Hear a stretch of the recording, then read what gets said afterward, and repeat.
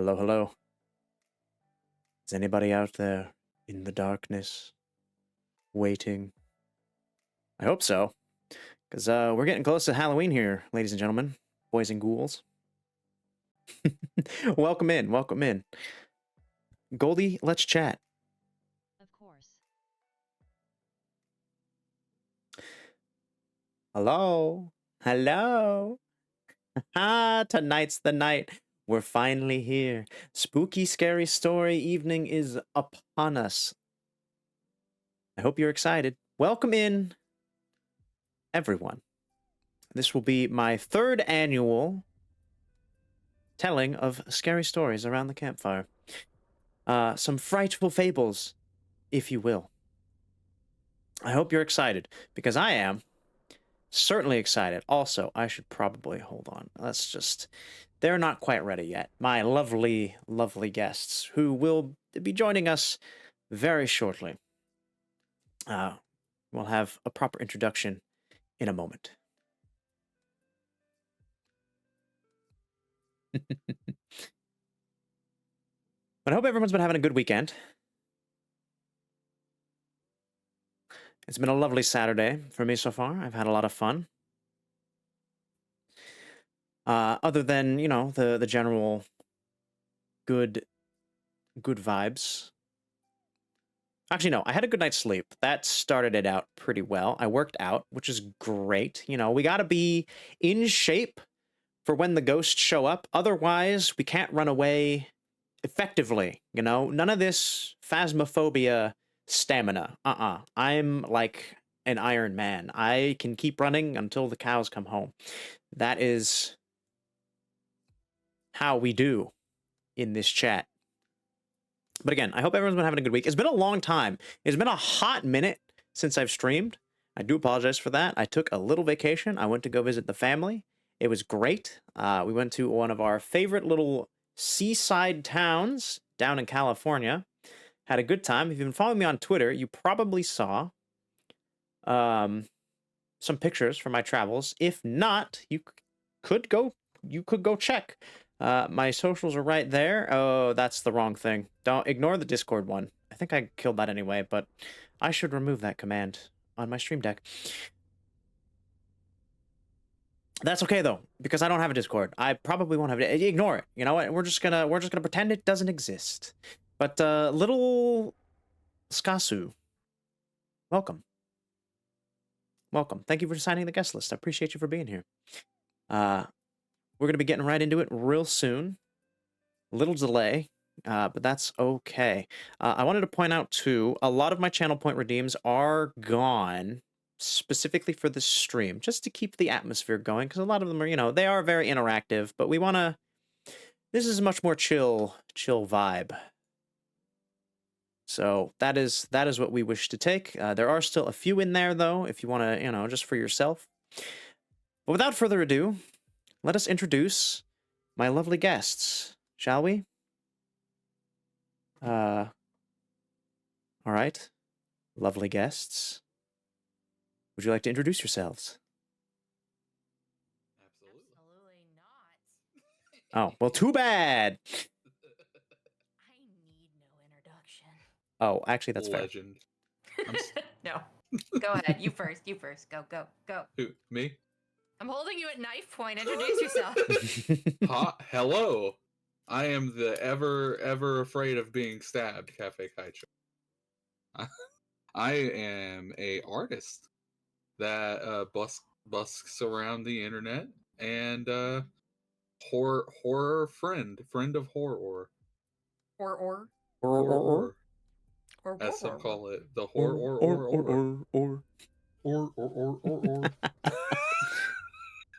Horror.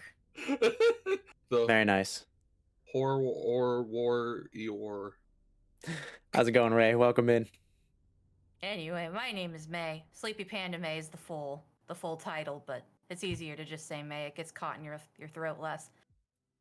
And I'm here to tell spooky stories because Zayden keeps bringing us back every year. We somehow have managed to not scare him away. So No, never. I need you for to appease the entity. The entity? The entity. Yes, the entity. That is why we do this every year. The I wonderful volunteer hell muse. cafe as tribute for the blood sacrifice at the end for the entity. I've had a knife pointed at me. I'm being thrown to the hell beast. The entity, don't be rude. The heck beast, sorry. Yes, it has a name. The entity. The entity. The entity. Ray is wishing us luck with cafe Thank you, Ray. sacrifice. I'll do my Appreciate it. best to be aided. Don't you worry. We'll have plenty of time for that later. Plenty of time. But for now, we go to the campfire. Oh, that actually turned out much better than I thought it would. Ooh. Yeah. I figured out how to do dynamic lighting again. Yes. Dang, it looks nice. I feel Yes. beautiful in the viridescent lighting. I do love that I'm Yes. posing with my knife right behind cafe. It's perfect. In the darkness. It is good. It is wonderful. I Welcome know I once can't die again. 'cause- I was going to say, I know I can't die. You won't stab me because the entity needs me alive. Mostly, you know. You don't know that. You a don't few know the wounds. rules. I'm trying to protect myself. This is my self-defense mechanism. That's fair. That's fair. But yes, welcome once again to the lovely green fire. For our storytelling. Our spooky tales. Ooh. So without further ado, who would like to start? Who has something rib chilling, spine tingling, brain meltingly spooky? Hopefully all of us. Oh yes.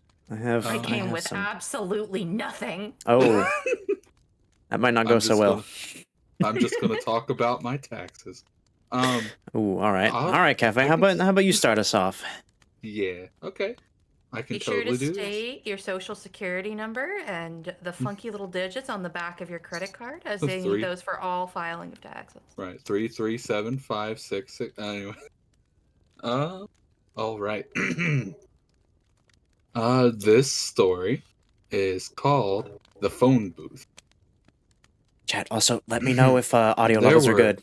two teenage boys named Kinzo and Tatsuya, who both shared a keen interest in the paranormal.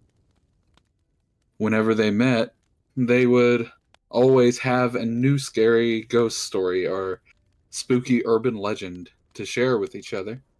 One day, Tatsuya was browsing on the internet when he came across a website that had a lot of Japanese urban legends. He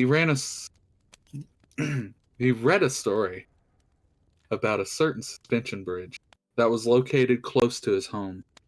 The website had plenty of pictures of the bridge and the surrounding area. As he read the legend associated with the bridge, Tatsuya knew his friend would be interested. The next time he met Kenzo, he told him about the bridge. It was an old suspension bridge that crossed a deep gorge. For some inexplicable reason, it was known as a spot that was notorious for jumping. Every year, at least 20 or 30 people would throw themselves off of that bridge and plunge themselves into the abyss. Nobody could explain why. They say that the spot was haunted by the ghost of all the people who have thrown themselves off there. When Kenzo went home that evening, he decided that he had to check out that bridge. He desperately wanted to see a ghost. That's all he's ever wanted. So that very night, he set out for the mountains where the bridge was located. It took him about half an hour to get there. It was almost midnight when he arrived at the bridge, and there was not a single person around. It was dark and deathly quiet. The atmosphere was so spooky and ominous that it sent a chill down Kenzo's spine. Wow, this place is creepy, he muttered to himself as he cautiously walked to the edge of the gorge and peered down into the depths. He began thinking about all the people who'd thrown themselves down into that inky blackness. The thought of it made his hair stand on end. It was so fascinating that he felt compelled to tell his friend Tatsuya about it. So he pulled out a cell phone to call him. However, since he was high up on the mountains, he couldn't get any reception. Looking around, Kenzo noticed a solitary phone booth standing nearby. In this day and age, that's not something you're used to seeing, but he knew that phone being wired would have a connection. He went inside, put some coins into the slot, and dialed Tatsuya's number. "Hello, Tatsuya. Guess where I am right now," he said. "I'm at the suspension bridge you told me about. The view is amazing. You've got to come up here and see it sometime." "Yeah, I'd like to," replied Tatsuya. "I saw all the pictures on the website." "Wait a second, what number are you calling me from?" Kenzo laughed. "Oh, I couldn't get any reception on my mobile, so I'm calling from the payphone up here." His friend was confused. "Payphone? There's no payphone up there. I would have seen it in the pictures." "What are you talking about?" said Kenzo. "I'm standing in the phone booth right at the entrance of the bridge." "Hold on, I'd better go. There's a line of people waiting outside to use the phone. I'll call you when I get back." As soon as he said this, Tatsuya shouted, "No, Kenzo, don't get out of the phone booth. I know that place. I'll be there in 30 minutes. Whatever you do, don't move." "What's wrong? Just promise you'll stay there right where you are. Don't move an inch, okay? And don't hang up that phone. I'm coming." When his friend hung up, Kenzo felt a wave of fear envelop him. He stood in the phone booth and kept the phone receiver pressed to his ear, looking over his shoulder. He saw a line of people standing outside the phone booth, silently staring at him. The look in their eyes sent a shiver down his spine. Half an hour later, when Tatsuya arrived at the suspension bridge, he found his friend standing at the very edge of the gorge. He was holding his cell phone to his ear. There was no phone booth. There was no line of people waiting to use the phone. If he had moved an inch, he would have fallen off the edge and plunged to his death. Dun dun dun. Dun dun dun. Damn. Yeah. And Really that's don't go in phone considered booths. Yeah. Don't trust phone booths. That's why they're gone. Mm-hmm. They're not gone. They're not gone. There's plenty of No. them around. I don't guess that's the trust them. spooky thing. Phone booths are for Superman and for dying. It's For true. real. That's why Superman can use them. He's powerful. It's probably one of the few. That's Have you true. have you guys ever used a payphone before? I have. No. No. Thank goodness. Ooh. No. No, I've never had to need one. Back when they were like a thing, I was too young. My parents wouldn't let, there was no reason. And then by the time I was old enough to like be able to, I had a cell phone. So. This is Very smart. Yeah. Honestly, I've only had to use one once or twice in my life anyway, and it was when traveling out of country. Ooh, that's fair. Yeah. that is a perfect time to use it, actually. Perfect time to be possessed by a ghost and walk off a cliff too. Mhm. Don't do that. Mhm. Or did you? I don't know. I don't know. We maybe might I just be haven't. haunting the internet. I was the ghost story the entire time. The ghost Ooh. story was me. The ghost story was me. Should I go next? Yes. Should I? Also, I want to say it's a nice touch that you put chat within the fire. I feel like we're summoning chat. Mm. I love that. I mean, it's where they belong Oh. most of the time anyway, so. That's In true. the fire, being grilled. Get in the fire where you belong. Zayden My openly kindling. roast chat. Mhm. 100%. My wonderful kindling. Alright. So last year, I kind of went with the theme and got a bunch of Japanese folklore stories. This year, I wanted to find a bunch of Chinese ones as I studied Chinese language and culture when I was in college, and I've always found, Chinese myths to be very interesting. It's really Ooh. funny because almost all of them ended up including either education or a couple. So, the most horrifying things in our life, education and our love lives, are common themes within my stories this evening. I mean, let's be real. Both can often lead people to their untimely deaths. Education and love. Oh, 100%. So let's learn about a few unfortunate tales for Nice. these lovers. We're starting with lovers. Ooh. So the Spicy.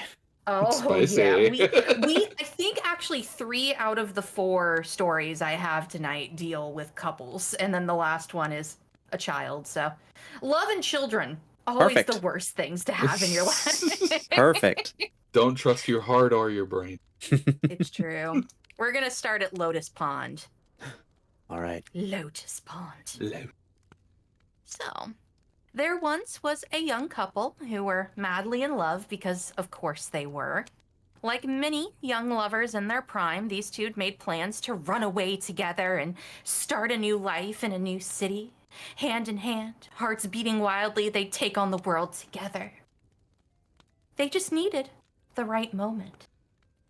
The right time where they could slip away into the night as young lovers often do.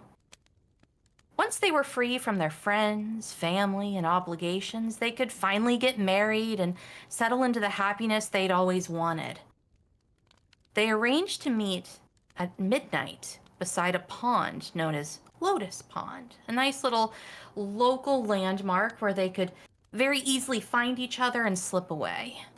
Surely not a soul would be able to catch them in such an isolated and quiet place.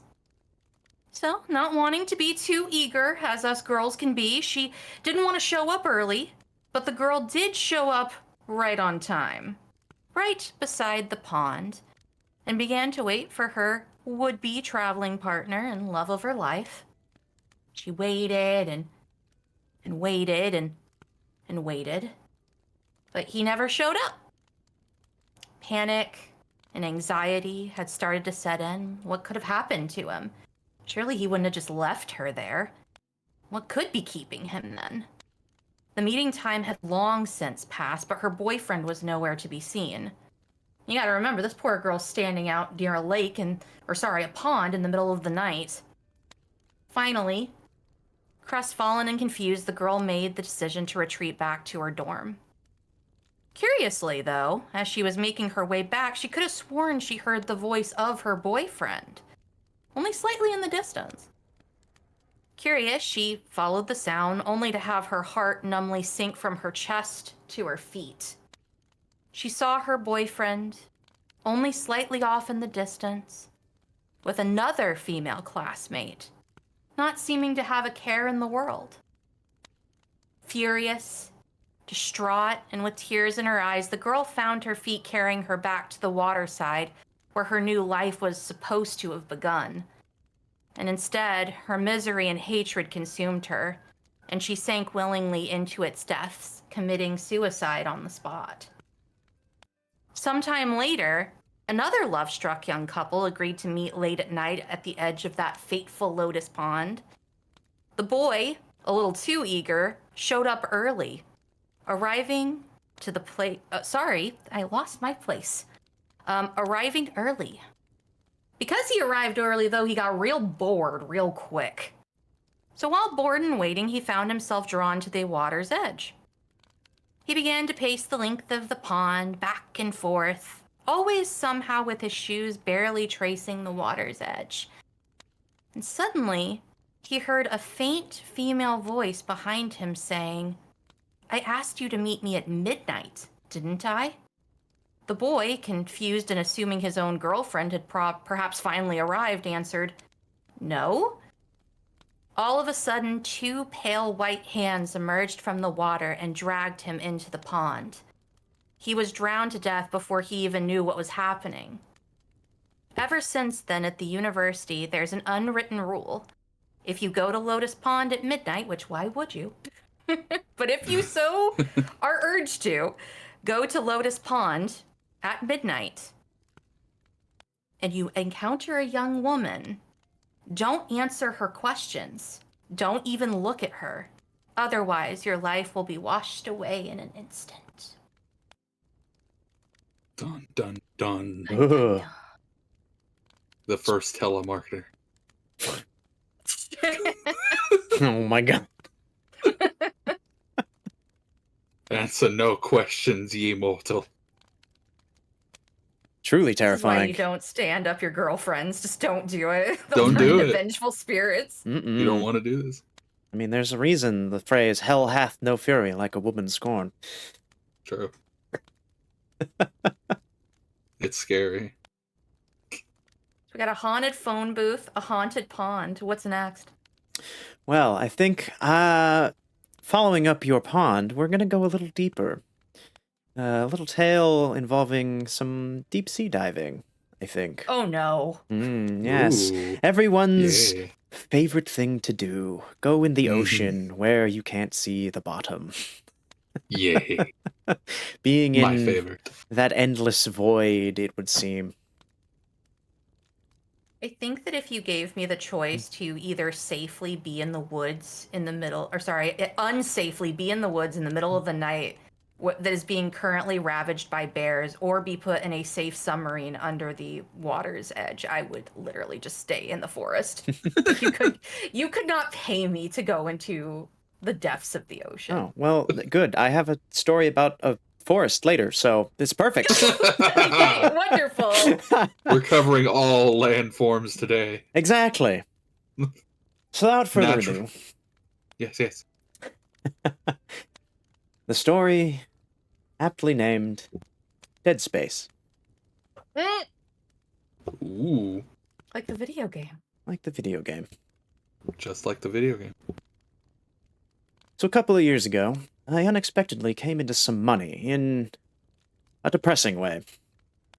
I decided I'd spend it on something frivolous and indulgent, yes, as you do with large sums of money that you just come into. That wasn't obtainable as before, so I got into scuba, is what I'm trying to say. Coming from landlocked Kentucky, this was a whole new world. A whole new place. Anyway, after one dive, I was obsessed. The unique wildlife, the coral formations, the submersion, even the equipment. It was like exploring a breathtaking alien planet. I doubt the novelty would have ever worn off, but it was on my third dive when I discovered something truly amazing. So I'm in the La Jolla kelp forest, which is incredible on its own merits.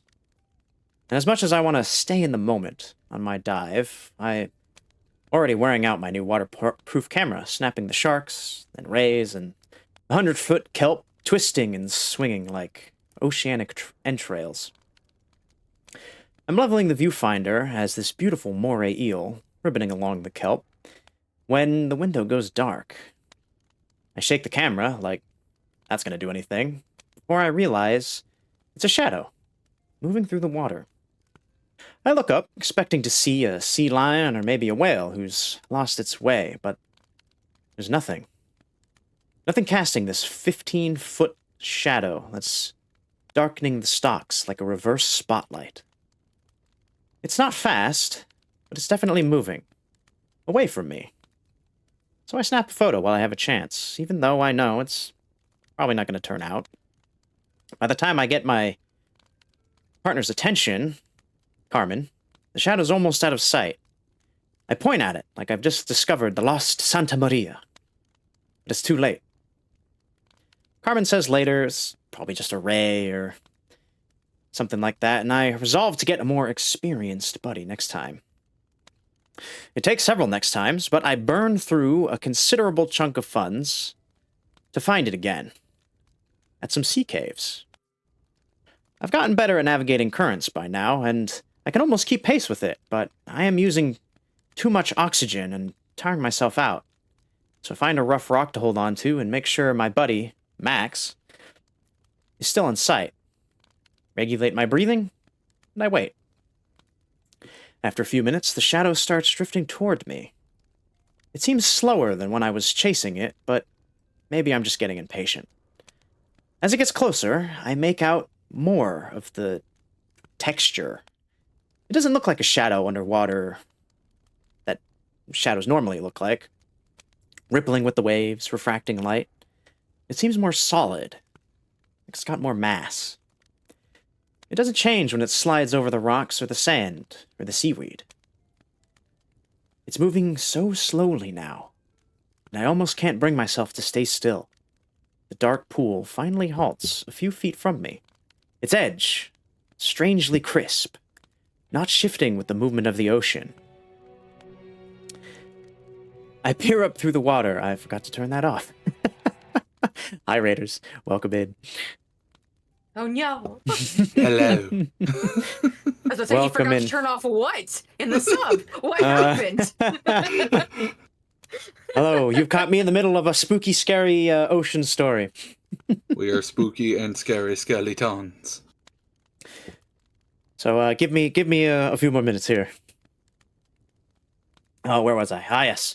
The big shadow that has a strangely crisp edge, not shifting with the movement of the ocean. I peer up through the water, confirming what I saw before, clear blue all the way to the surface, shot through with ribbons of sunlight that end abruptly in this dark outline. Inside the shadow's perimeter, about 10 feet across this time, there are several fish. Closest to me is a large black sea bass, seemingly frozen in place. Its gills are still working, fins waving just enough to keep it upright, but it's not going anywhere, like it's stuck on a pin. The bass doesn't seem to see me, its glassy eye swirling lazily in the socket. I start to take out my camera, but think better of it. Instead, I use my rocky handhold to carefully draw myself closer, inch at a time, until I'm close enough to reach the shadow. With a jerk, the bass's eye fixes upon me, and its gills start flapping wildly, its whole body shuddering. Can a fish hyperventilate? It's still not really moving, I don't know, but it seemed like it. It's not really moving, just twitching in place. The way that somehow reminds me of my own panic attacks. And I'm just as transfixed, staring back into this mirror-like orb, until its thrashing stops, and the fish is truly still. It doesn't appear to be dead, at least not yet. It's still breathing.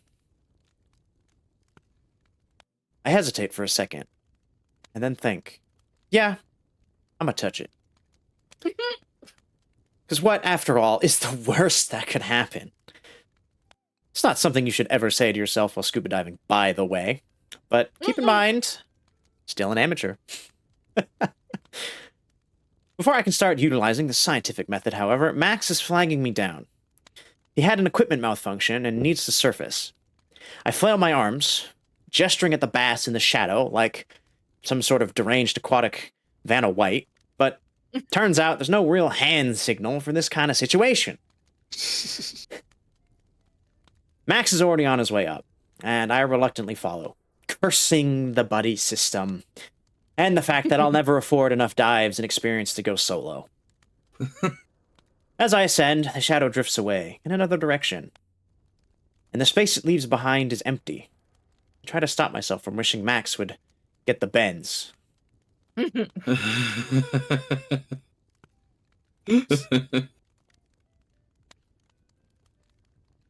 The shadow eludes me for the next several dives. I'm so fixed on this stupid black spot that I can't even appreciate the experience that was so life-changing for me when I started. Eventually, I get tired of the explainable phenomenon of the sea caves, and I move to the canyon. I hear the night dives there are amazing, but I worry that I won't be able to see the shadow in the dark. And it's there! Oh, yes. It's there. Drifting over the steps like a grim, unnatural cloud. And it maintains its perfectly round shape as it descends the ledges, unaffected by the severe slopes. Its failure to behave like any earthly shadow doesn't surprise me anymore, and I follow it. Into the darker, colder depths. Max is oogling a fat halibut, but doesn't notice me slipping below his line of sight. The dark circle speeds up, takes an abrupt left, and I kick my fins hard. I haven't seen it move like this before, and I'm determined not to lose it. Not this time. Even as I get further from my dive buddy and any semblance of safety, I'm swimming as fast as I can, really pushing myself, looking straight ahead as I cross the last ledge. The world seems to fall away beneath me, the ocean opening up and dropping into sightless depths. It feels like I've been untethered on a spacewalk. Suddenly all of the cosmos has opened wide to swallow me. A wave of vertigo crashes over me, and I close my eyes. Becoming panicked or disorientated in a dive can be deadly. So I take a moment, still my emotions. When I open my eyes, everything is dark. Infinitely dark. I know instantly what's happened. The shadow has moved over me.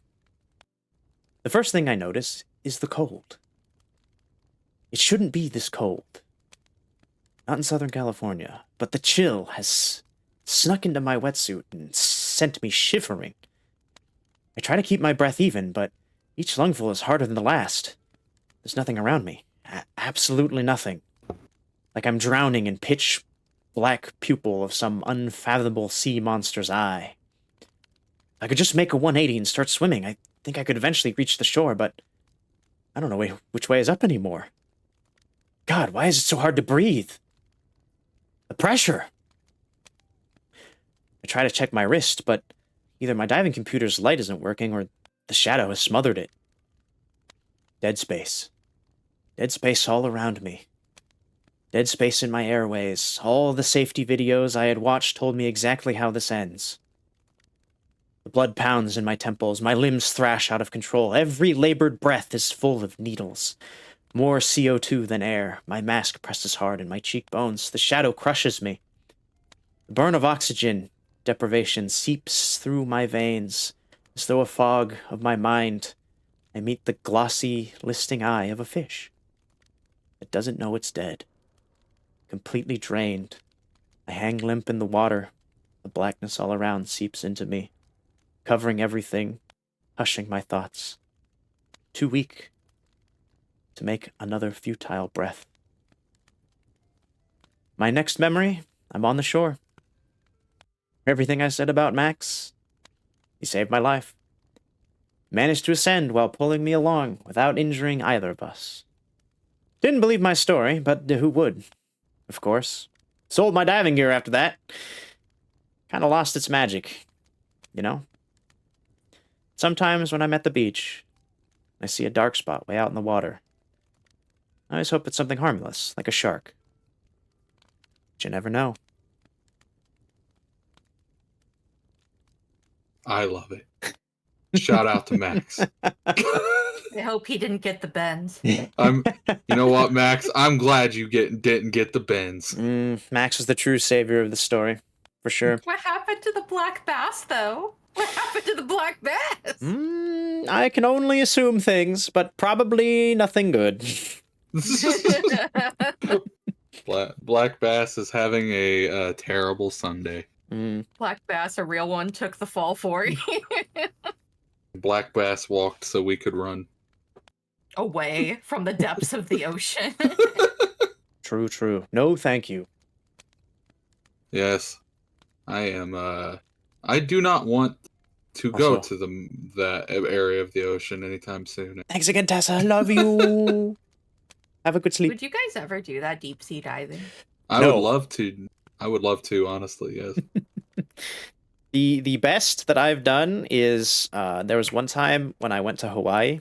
I was on this boat that had like a glass like bottom in one of the parts, so you could like see down to the bottom. That was the closest Ooh. I'd ever get to like actually going out into the ocean. That is entirely valid. There's Yeah. just so many things that could go wrong, and I think that drowning is right at the top of the list of ways I don't want to go. Mm-hmm. I've never gotten to see the ocean in real life, so like, Really? yeah. So like, maybe it's just like this little shine of like, oh, I'd love to just go in there, but maybe I haven't seen the horrors of being near the ocean yet. Look, I grew up on the East Coast. I went to the beach a lot, so I've seen the ocean a lot. And there ain't nothing wrong with building the sandcastle or going out and wave boarding. Mm-hmm. But there's a difference between, splish and splashing a little bit in the ocean and going, let's go to the depths. I Like, want to hug a fish. I want to hug a fish. I got to pet a jellyfish once. It was very cold. Ooh. Yeah. I've Went to an aquarium. yeah. I've done that, but it was a what was it? It was a large isopod. A did that feel like? It was really hard. Yeah, it's the very opposite of the jellyfish. Yeah, I was it, gonna say the exact opposite because that was so soft and squishy. it was like touching a rock. It was so strange. It's they also got really cool little legs. Yeah, it's just like a really large roly poly. Yeah. I got to pet the sea rock, guys. I The did sea it. rock. Yep, I pet the sea rock. I want to get in a boxing match with an octopus. You'd probably No, lose. I would. I'm not saying I'd win, but it'd be funny. Octopuses are literally one of the smartest creatures alive. None of us would be able to take an octopus. Mm-mm. It's definitely smarter than me. Because I want to go to the bottom of the sea and fight an octopus. Apparently. Someday then. I think it's your turn again. It Mr. sure is. Cafe. We're back to you. All right. This next story is a urban legend from South Korea. Ooh. Yeah, Mr. it's Worldwide over here. Let's Mr. go. Worldwide. I'll put on my little suit jacket. And this one Once again. has made it to where a ton of people just refuse to stay after school hours because it's horrified people. And it has even stirred up a bit of uproar at one point because so many people believed it. A little bit of controversy as a treat. Yes. Mm-hmm. Yes. That's Let's always fun. see. This story is called The Kong Kong Ghost. All right.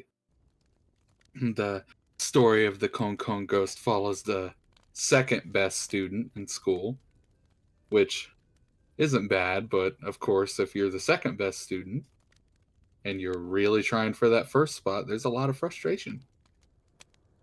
It's better than most, but it's still not enough. For the student's future, there is only one option, and that is becoming number one. Because of the pressure from the school, the teachers, parents, and the student herself. To get into college she wants, she needs to prove that she was number one in something. But she's constantly beaten by her classmate. Because of this, the student turns her anger at her enemy and starts to hate her for being better. One day, the number one and number two students stand at the rooftop together. Number two called her up there, asking to maybe study together, maybe get a little bit closer in their scores. But sadly, the number two pushed the number one right off of the roof, killing her as she landed head first onto the ground. The murder is looked at as someone falling to the pressures of being number one, if you catch my drift, of course.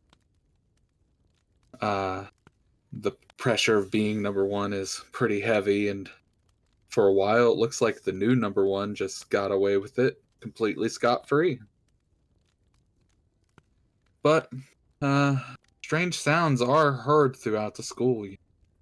A mysterious thumping, a sound, as they call it, the kong kong as it goes.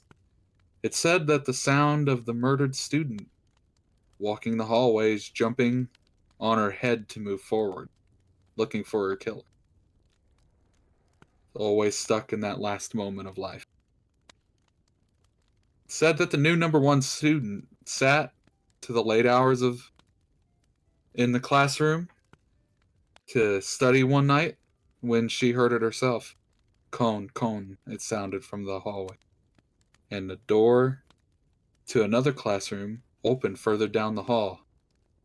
Not here. A voice could be heard in the distance, and it sounded eerily familiar to the new number one that is starting to realize something isn't right. More thumbing is heard down the hall before another door opened, closer this time. The sound was much clearer this time. The thud nearly concealed the stomach-churning crunch like an overly loud cracking of joints and a shaking, unearthly gasp of air.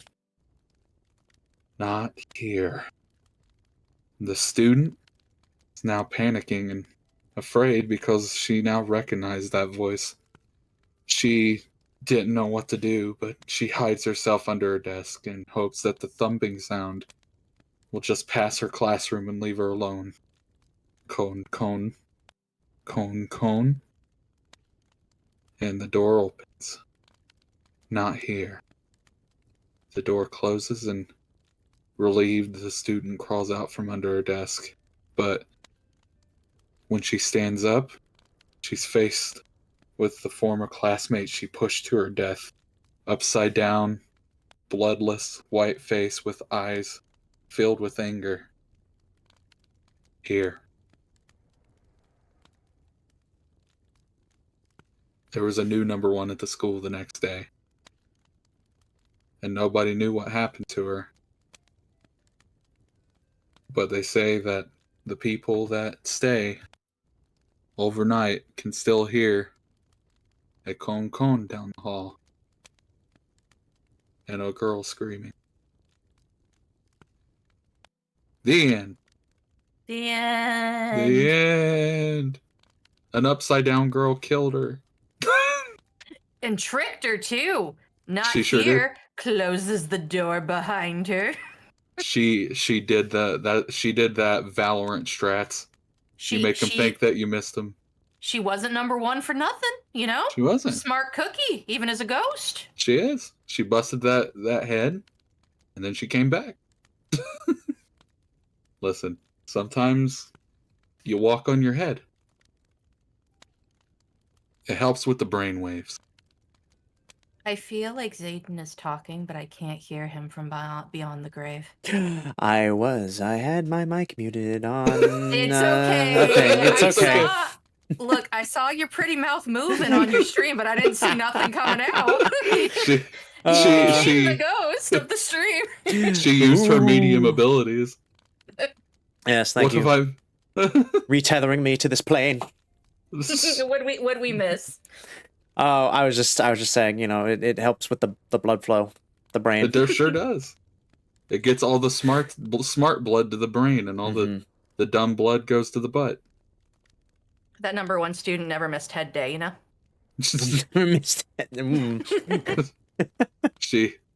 We're very thankful for that, too, because now she just walks to schools at night harassing women trying their best.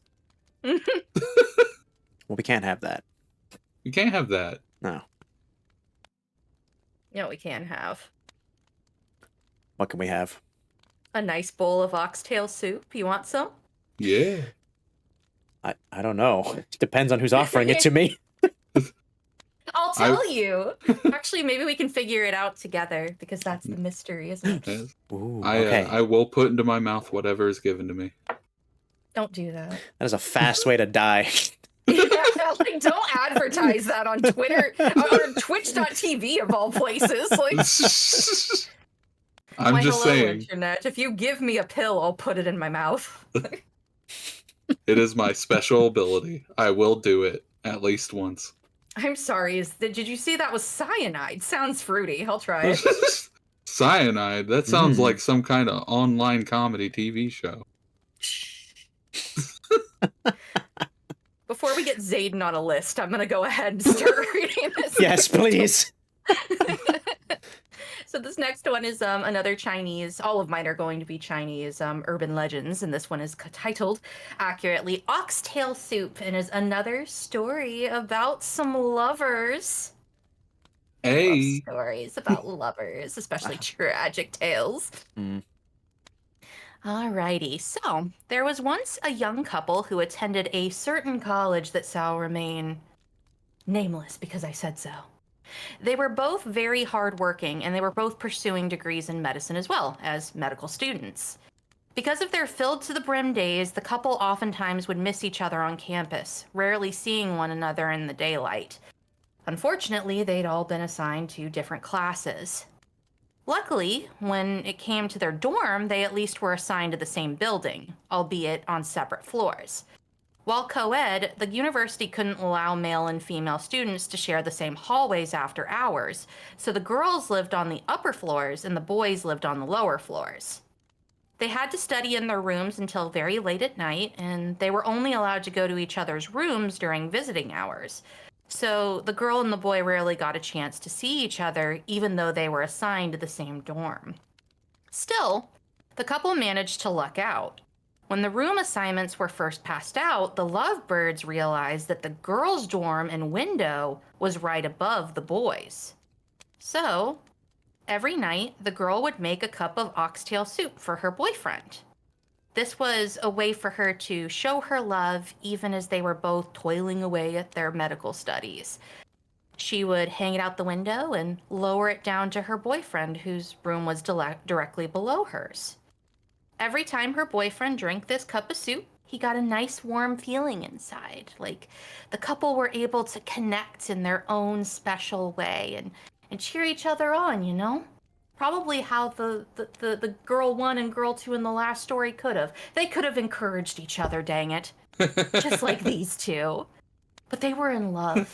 And that oxtail soup brought them even closer. Mm. One night, the boy received the usual oxtail soup. This time, though, instead of being filled with motivation and warmth, his strength nearly all but left him. He fell asleep with his books open in front of him. The next day, he went upstairs during visiting hours to visit his girlfriend, but she was nowhere to be found. He asked around until finally he's able to see a familiar face of a close friend of his girlfriend's.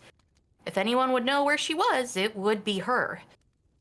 When he asked the friend where his girlfriend may be, she went white as a sheet before tears started falling from her eyes. Through sobs, the sad news was finally able to reach him. His girlfriend had come down with a sudden but debilitating illness and had died the night before last. Upon hearing this, the boy was immediately overcome by grief. The only thing he could feel was numbing sadness. Then, when given a moment to think, that numbness gave way to a cold, shivering moment of fear. If his girlfriend had died 2 days ago, then who'd been lowering the oxtail soup down to him? The end. I want soup. I want soup too. I From a don't. girlfriend who loves me. You don't? It's love soup. Not unless I know where the soup is coming from. I mean, he thought he knew, but now he never will. I need to see the soup being prepared and then given to me. Not lowered lovingly from a window above you. That's okay. It puts the soup inside the mouth. Who was making him the soup? True love. Is it true love from beyond the grave? Or Yeah. sad enough, maybe somebody just knew about this and made him soup, just heated it up, you know? There's a guy down there. I have social anxiety and I can't talk to him, but I'll make him some soup. It's like water and food.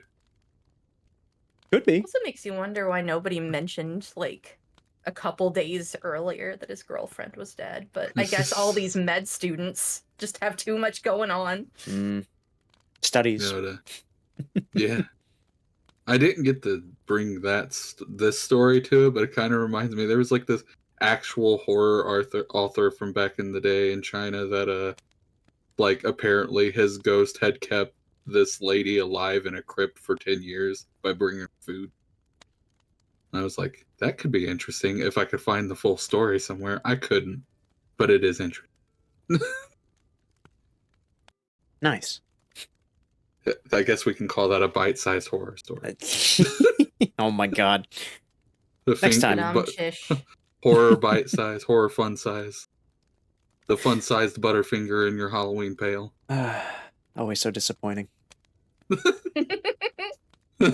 It was there and it's gone, and There now it's I have gone. to brush my teeth and it's not worth it.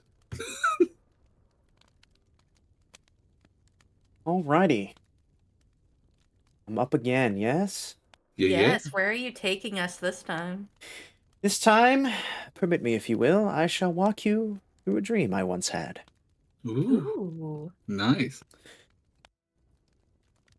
I dream I'm in the woods, standing in a rounded clearing. The trees on all sides are grim, harsh, all skeleton branches, dark, bleached gray. The sky above is black, a perfect void. But despite this sky's emptiness, it isn't dark around you, not like the night is dark. Though there is a sort of shaded vignette framing the back edges of this clearing. Ahead of you, though, is clear, stark, and the trees stretching on cast no shadows onto the snowy forest floor. And neither do you. And the path ahead is not paved or cleared, but still, you know it. Away through the trees, to a thing that is calling your name, calling your feet forward through the white, blanketed snow, one crunching step at a time. So you walk. The echo of your steps imprinted in the snow, behind you as you travel deeper and deeper into the thick of your dream. Of the woods. And of the sinking, twisted knowing that there is something ahead of you. You don't know how long you walk, or time in a dream, both still and passing as your feet, one after the other, pass over the ground. But soon, coming into view, in the center of the path ahead is a well. Circular base of an old, worn stone contoured with veins of black, rotten moss. And for a fleeting second, you swear there's a sound in its center. Help me. You stretch your neck out over the mouth, hands resting on its rough stone lips as you gaze into the abyss. The well casts a shadow, perpetually into itself, a stomach of darkness your eyes strain to adjust to. And you pause for a moment, staring, listening to the reflection of your own breath, wondering if there's water at the bottom, inhaling the smell of wet stone and deep earth. Help me. Please, help me. A voice swells from the deep, faint as a whisper, and stranger too. So much so it could very well have been ignored or imagined. You breathe softer and listen closer. How deep is this well? Daring to lean a little further into the gaping hole, narrowing your gaze, you strain to see. A pair of eyes shining against the dark, staring back at you. Staring from a face that makes your back arch and prickle and your stomach drop to the very snow beneath your feet, makes you pull a few steps back from the well in terror, as you know no words for. A strange pull in the center of your chest. How deep is the well? And a sound like scuffling. An echo rising faintly like smoke from the deep. Through the chimney of this well, like skin against stone. You run down the path until the well fades into the distance, and you run as you think maybe it was only your own reflection. Perhaps that's what pulled at your chest when you saw it. And you run until you stand before an old wooden bones of a chapel, lonely, like the trees, and casting no shadow. The door opens in a groaning creak. Before you is an old font, a stoop, with water too dark to be water, too still. Even as your feet alternate and bear weight on this old, tired wooden floor, its surface does not ripple, does not waver. In the space beyond, a few humble rows of pews, a center aisle, and a pulpit half rotten are all bathed in red light. There's no light outside, no moon, no stars, yet there are beams of light striking through the battered, red-stained glass, and in here there are shadows. You step toward the nearest beam and put your hand into this light. The light shows you what you really are. It doesn't hurt. You don't think.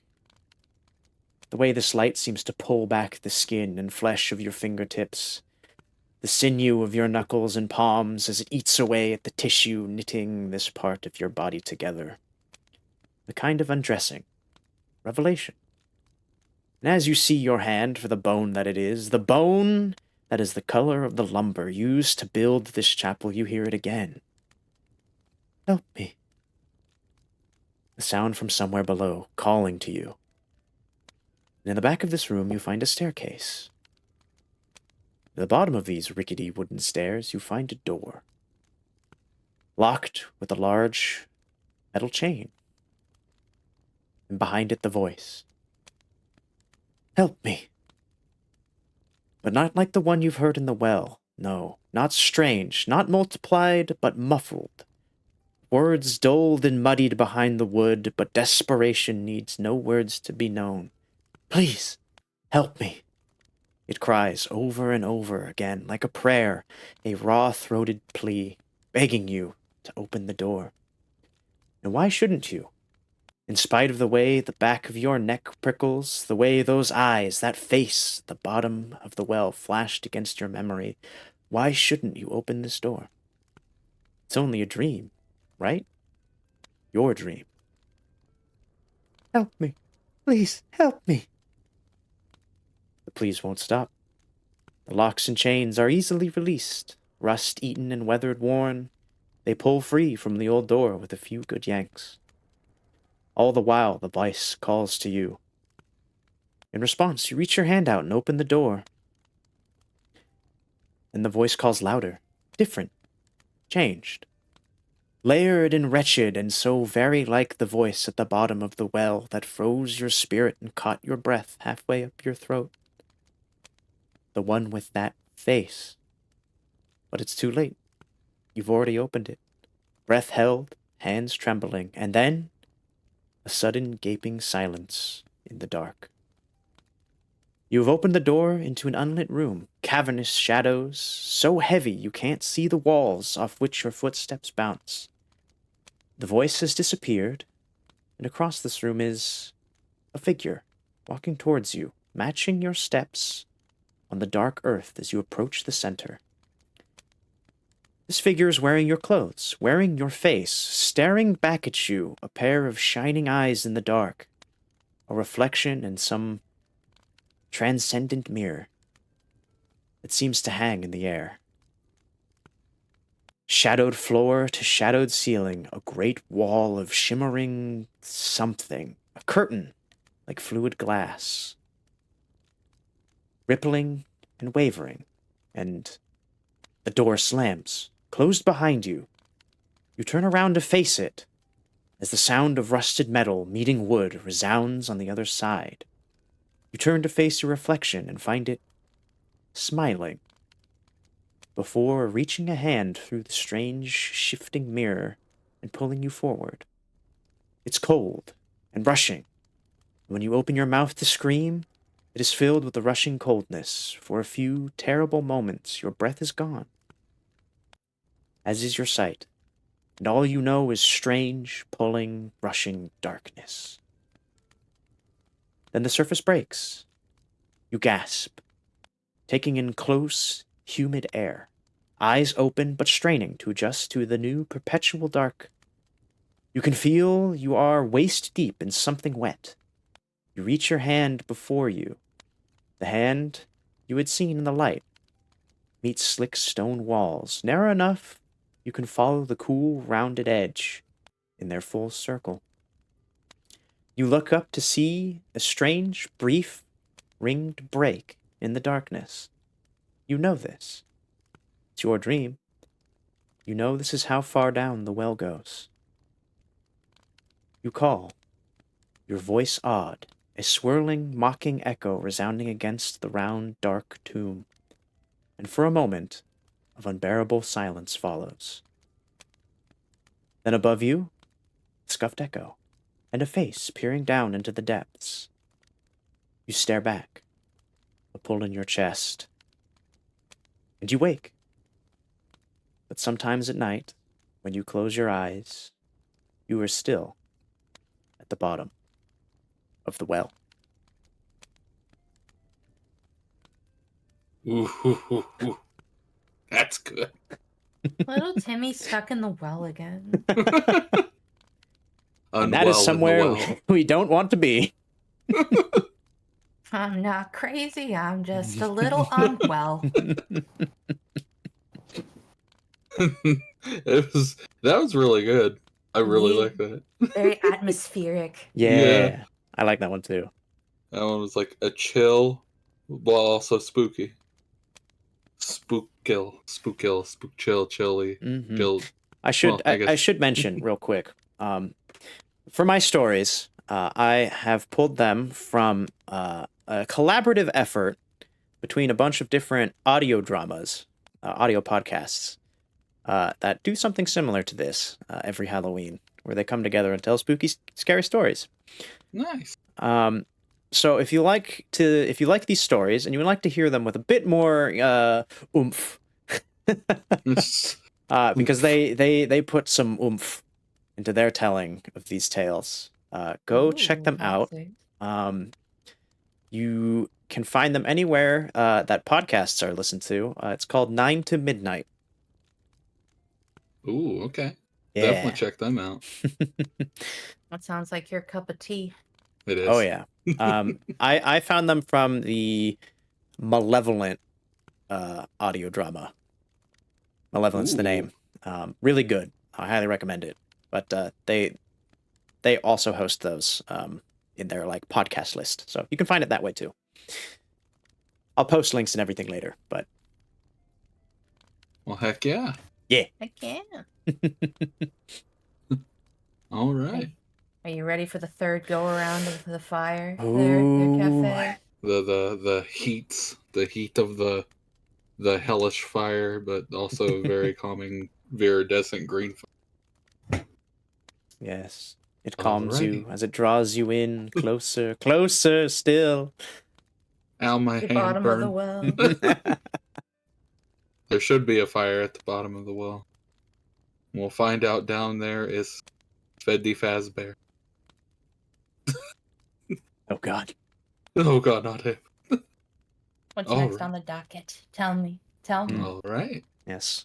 The other story, the next story that I have here, is called The Other Woman.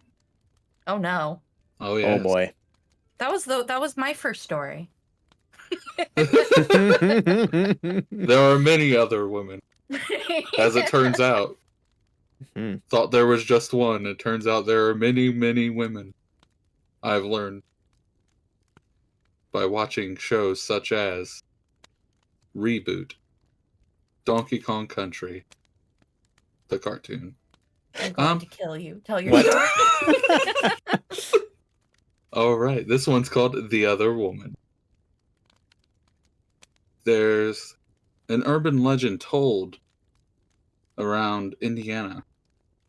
There was a unsolved death and disappearance of a man and his 17-year-old son. In the bedroom where her husband should be was nothing but a stain and a handwritten, filthy diary.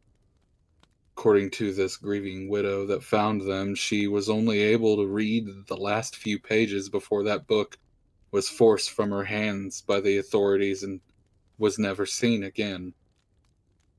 They deny the existence of this book to this day, but this is what she said was contained in those last few pages.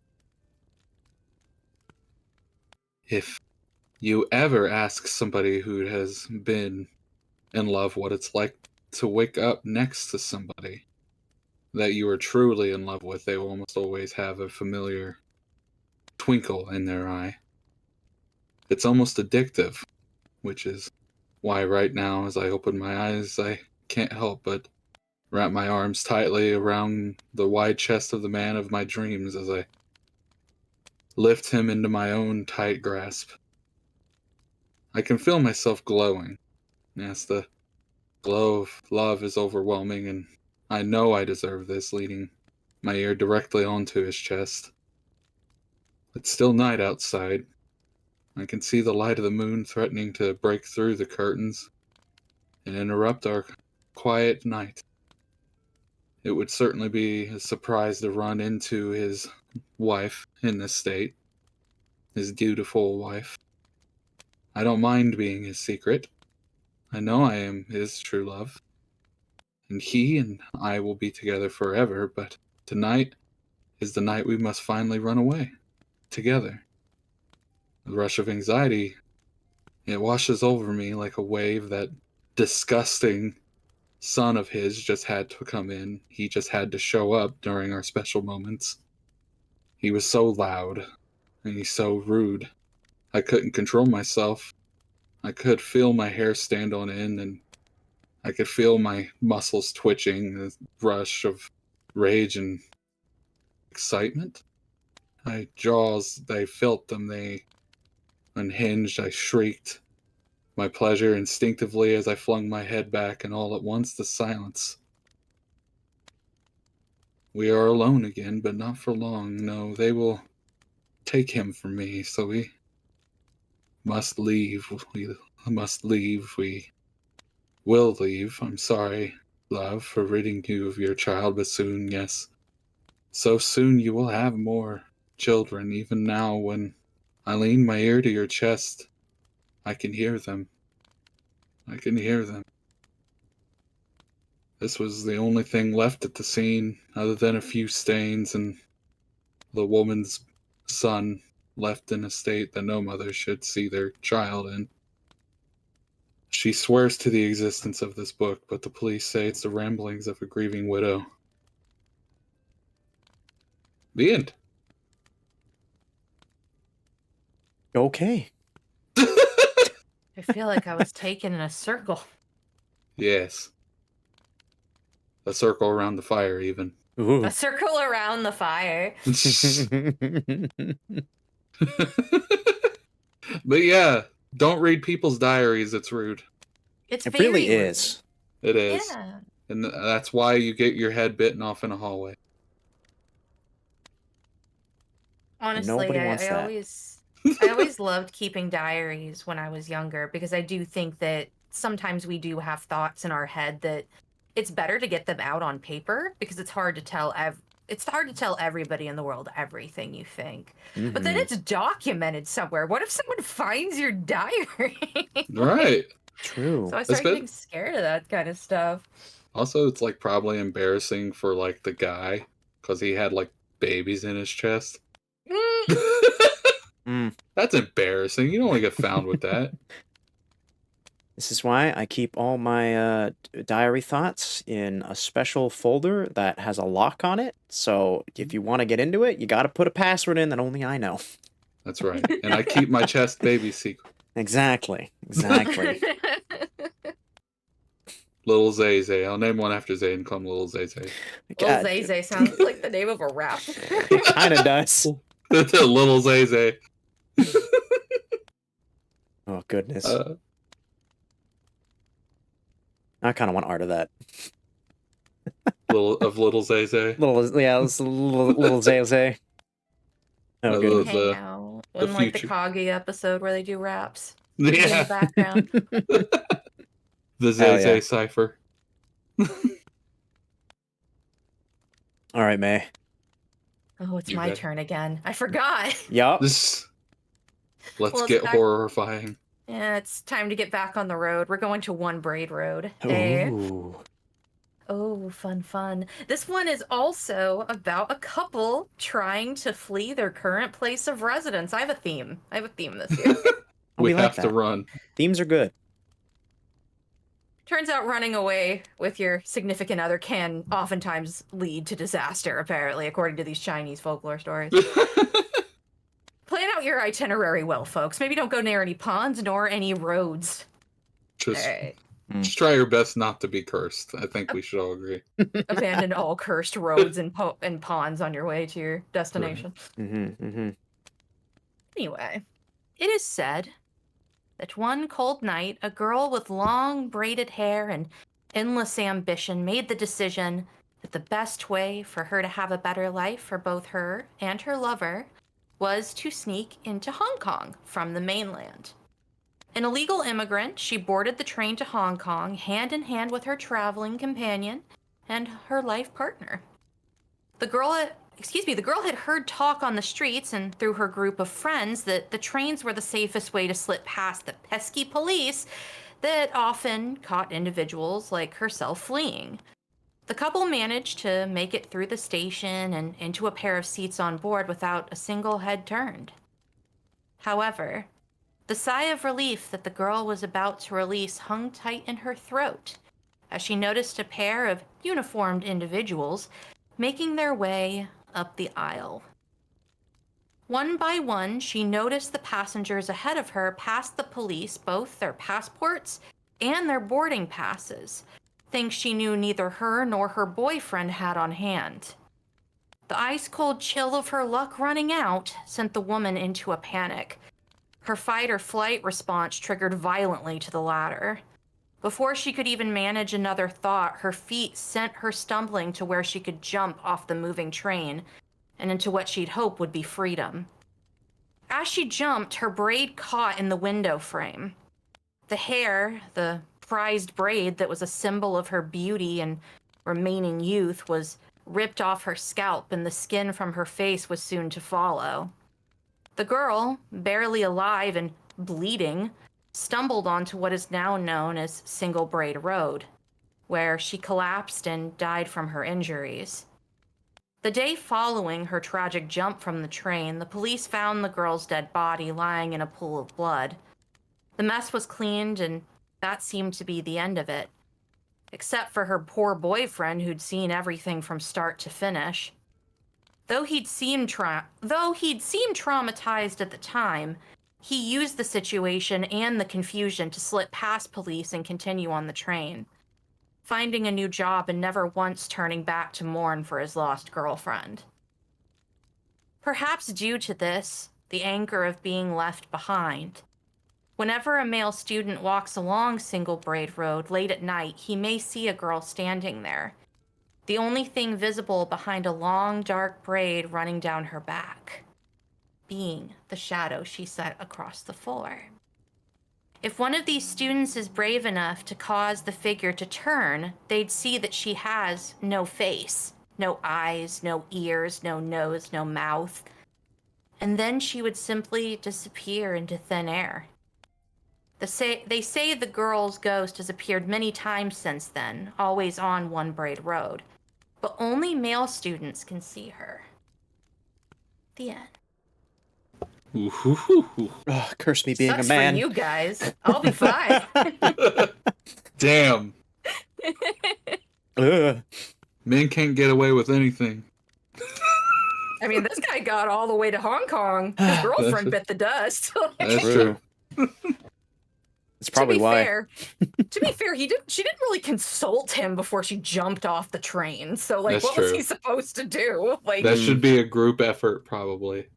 The moral of the story is communication is important in every relationship. Also, vroom car. vroom car, Ooh. vroom train, vroom braid in the window. Why Cafe. somebody driving through these woods? Damn. Did you learn anything from May's story? Why are you on a road right now? I thought I put my car away. Oh, I got an idea. Honestly, though, I do kind of feel sorry for the boyfriend in this Oh, yeah. particular tale, because it's just like, what are you even supposed to do? It's just a big tragedy. Mm-hmm. He could have at least mourned his loss, though. A little stone cold on that part. Yeah.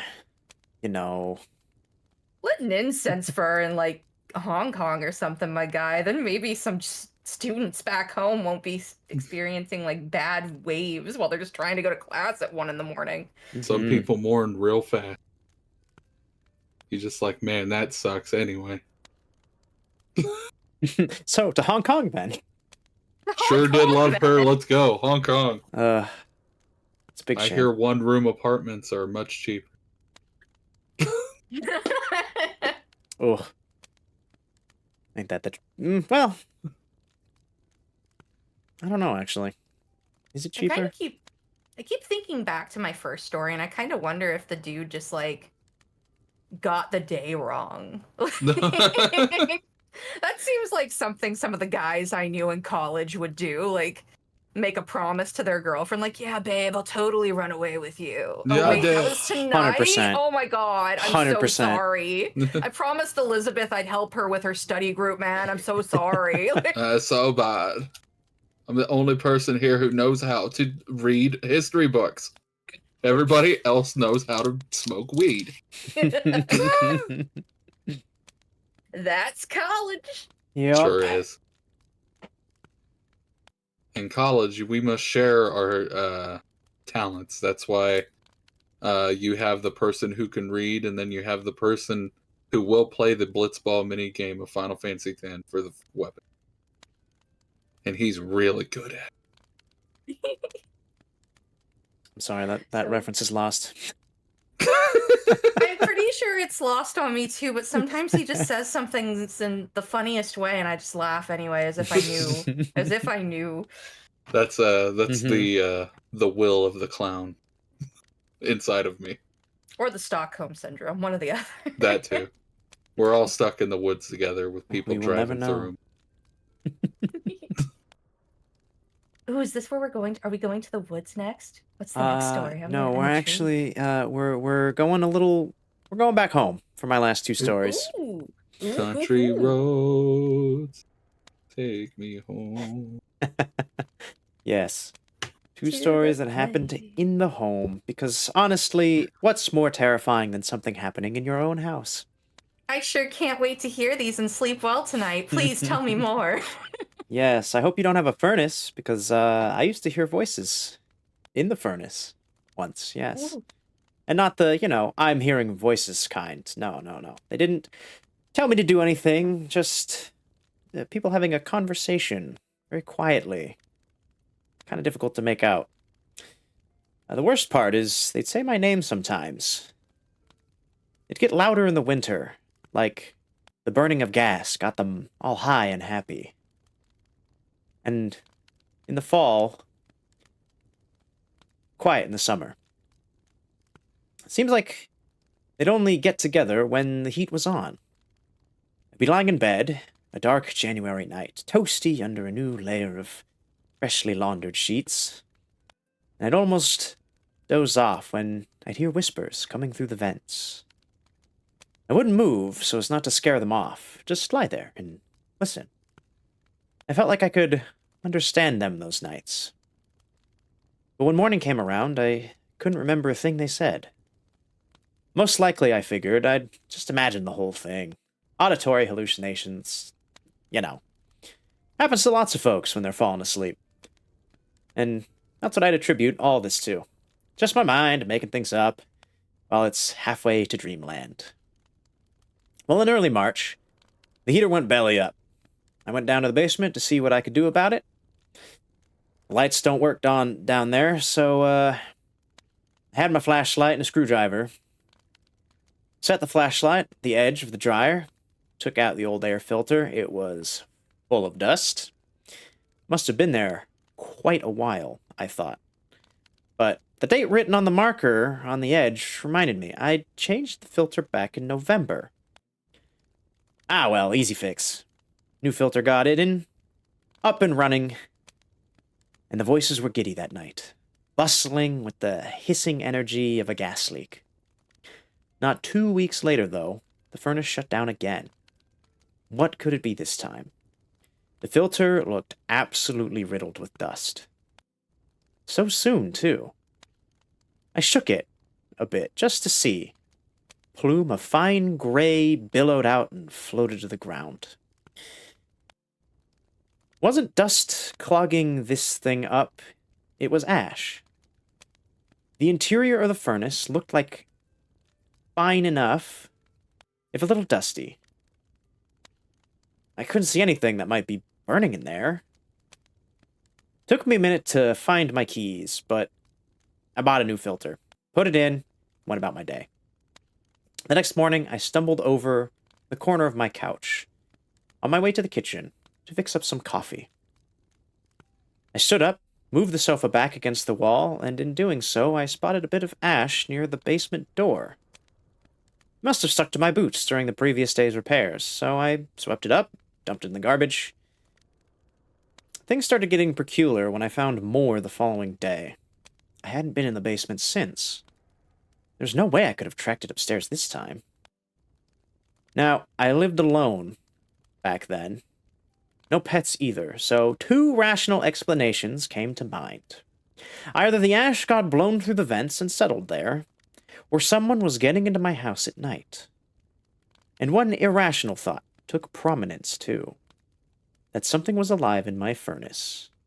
Something of ash and fire. Needless to say, it gave me a little bit of a fright. I barely slept that night. Visions of dusty beings rising from the bellows, creeping through the vents, running their fingers along the walls and leaving little trails behind. A week or so of finding ash like this every morning maybe got to me a bit too much. I managed to convince my landlord to switch the furnace out. Told him it was past its time, needs to be replaced, since maybe it could explode. It was, and it could have, but that wasn't the main reason. I kept that to myself, though. Sure enough, all was quiet for a time as winter faded to spring, and in the hot humid, I stopped finding ash around the house. And the voices were no more. Didn't have air conditioning ghosts, after all. Thankfully. That lasted right until the first night cold enough to warrant the heat. The furnace lit and burned without issue. All seemed fine, until breakfast, that is. I grabbed a bowl from the cupboard, popped open a half-empty box of Frosted Flakes, and poured. Out of the box came a stream of ash, coating the bowl in gray. I dropped the box to the floor and looked through the pantry. All the open boxes, cans, bags, all of them, filled with ash, nothing else.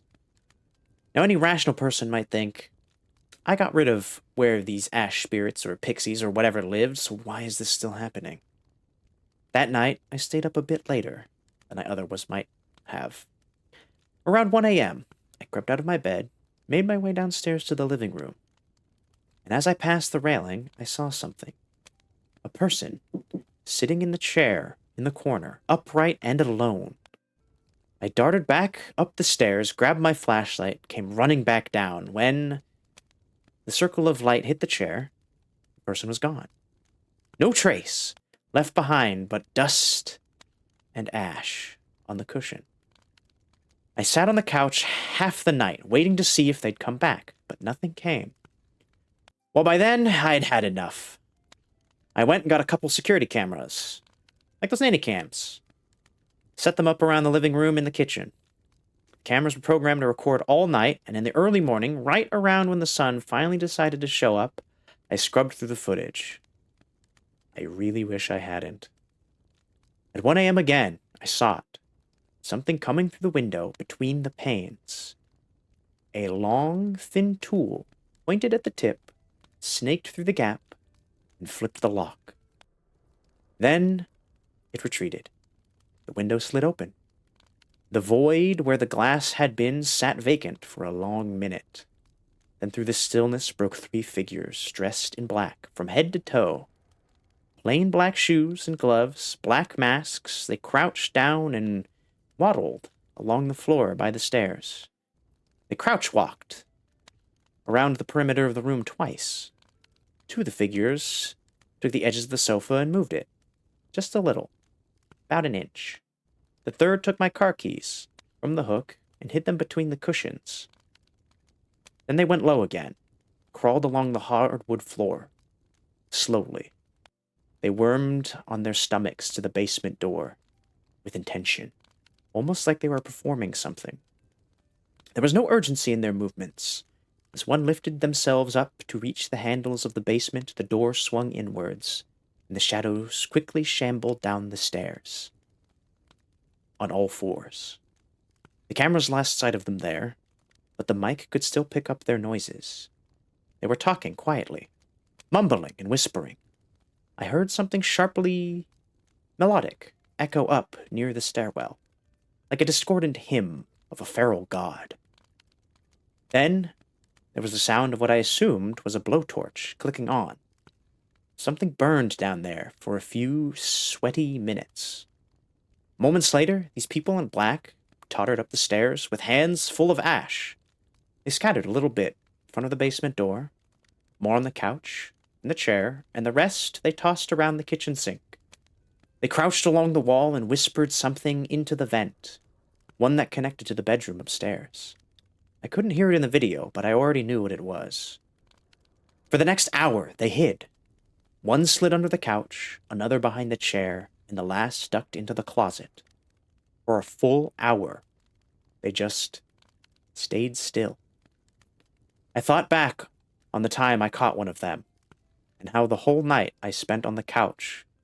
They must have been in that same room, maybe only inches away, hiding out of sight. And then, just as they'd come in, they left.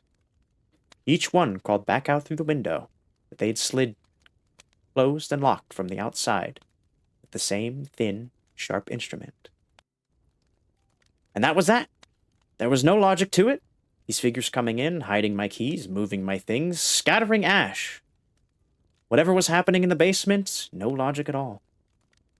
I went to the cops with the videos, but obviously there was nothing useful. Big surprise. No identifying features, no fingerprints left behind. These folks knew what they were doing. I changed the locks on the door that day. Put a wooden plank in the window so that couldn't even open, even if it was unlocked. I moved out as soon as I could, and I never heard the voices in the vents again. Still a little freaked out by Ash when I see it, to be honest. I would be too. That would be nightmare indeed. It would be. Like, can you imagine? People have just been like, and but for what purpose? Like, just to fuck with you? Like, Who knows? Who knows? Maybe this is the reasons why your keys are in a different spot when you wake up. Yeah, maybe. If you don't adhere to feng shui will make sure you will adhere to it. True. They'll send people to break into your house in the middle of the night and replace your frosted flakes with ash. That's just criminal behavior. Sorry to all the Frosted Flake users out there. Yeah, you didn't see it, but I held my hand to my chest. I just was like, that's horrifying. It'd be funny if they had a fireplace that they didn't clean, and then all the ash was replaced with Frosted Flakes in the fireplace. Well, not just that, but like the fact all of the food was replaced. I was just like, that's such an expensive grocery bill. Like this ghost is kind of a dick. Like, You want to know, whenever you said the part with where they were at the stairs and all that, it made me think about the time my sister got one of those like inflated balloons, and for some reason, no matter where we'd put it in the house, it would float directly above my bed and over top of me when I slept at night. Oh my god, dude. It did it so many times that I looked at my sister, I was like, pop it, put it the fuck outside. I said, I'm sick of it. Reason is make it go away. I don't care if I'm haunted or not. I'm sick of it. Put it the fuck outside. Cast it into the fire. Destroy it. Just stab it, and then there's just screaming. I'm like, final boss time. Let's go. When I was a kid, I was so scared of like ghosts and the idea that like like the fact the paranormal could like exist at all. Like I think some friend at school told me my like first ghost story, and I never recovered. Ooh. So what I would apparently, according to my mom, I was one of the worst little kids to deal with when it came to scares at night, because I had to have the hallway light on. If she turned it off, I would scream bloody murder in the middle of the night. Oh. So the hallway light always had to be on. And when I went to bed, I did the running and jumping. So I was like, something might grab me from under my bed. I do like a running start every Yeah. night. I had a real bad sleep paralysis, so I did see things. But thankfully, I Same, was sis. like, Jeez. that's definitely a nightmare. That's definitely not real. But like, I saw like a weird old lady entering my room with sharp teeth. Oh I saw no. like people crawling on my bed. I saw like a slug person. It was awful. Sleep And I was paralysis stuff. doctor's like, it's cause you're stressed out, and I'm like, you think? No, really? You Man. think I'm stressed? I wonder what's stressing me out. Maybe it's the terrifying creatures. Yes. All right. Ready for my big old fourth story? The finals gosh. tale. The final The final round. tale. The final tail. It's the final The countdown. final oxtail soup. All right, let's The hear it. Oxtail 4, The Reckoning. Let's see. This one, it's very interesting to me, and I've loved this story for a while. This story might be completely true. And if it is, it's very personally scary to me. This one was told on a Japanese talk show where somebody retold this story, and a story writer named Tara A. Devlin found the story, translated it from Japanese and into English. I would recommend all of her stuff. Go look up Kowabana or just Tara A. Devlin. But she works hard for all these things. But this story in particular, when I heard it, scared me half to death. So, the story goes, a popular young and up and coming idol goes to like a fan meet. You know how those go with handshaking events and fan meetups, where they go and meet with all of their, adoring public, and we all know that always goes well, and everybody always has a fun time, and they get all kinds of gifts at these events, right? Like the things that you would expect to give an idol, flowers or candy. But something that happens that I personally didn't know until this story is a lot of fans like to give idols shows, like VHS tapes at the time of this story, of like J dramas or colorful mecha anime, things that the fans really like, because a lot of the fans like the idea of getting the idol into things that they personally like. It makes them feel closer to their idol. And of course, the idols are very busy. They don't have time for watching a lot of shows or anything like that. They're always out there doing their best. You two are kind of VTuber idols. You get it. You understand. You know the struggle. Oh, totally. Oh yeah, totally. But yeah, but some other videos are like home recorded things of their fans, like recreating their dances and things like that.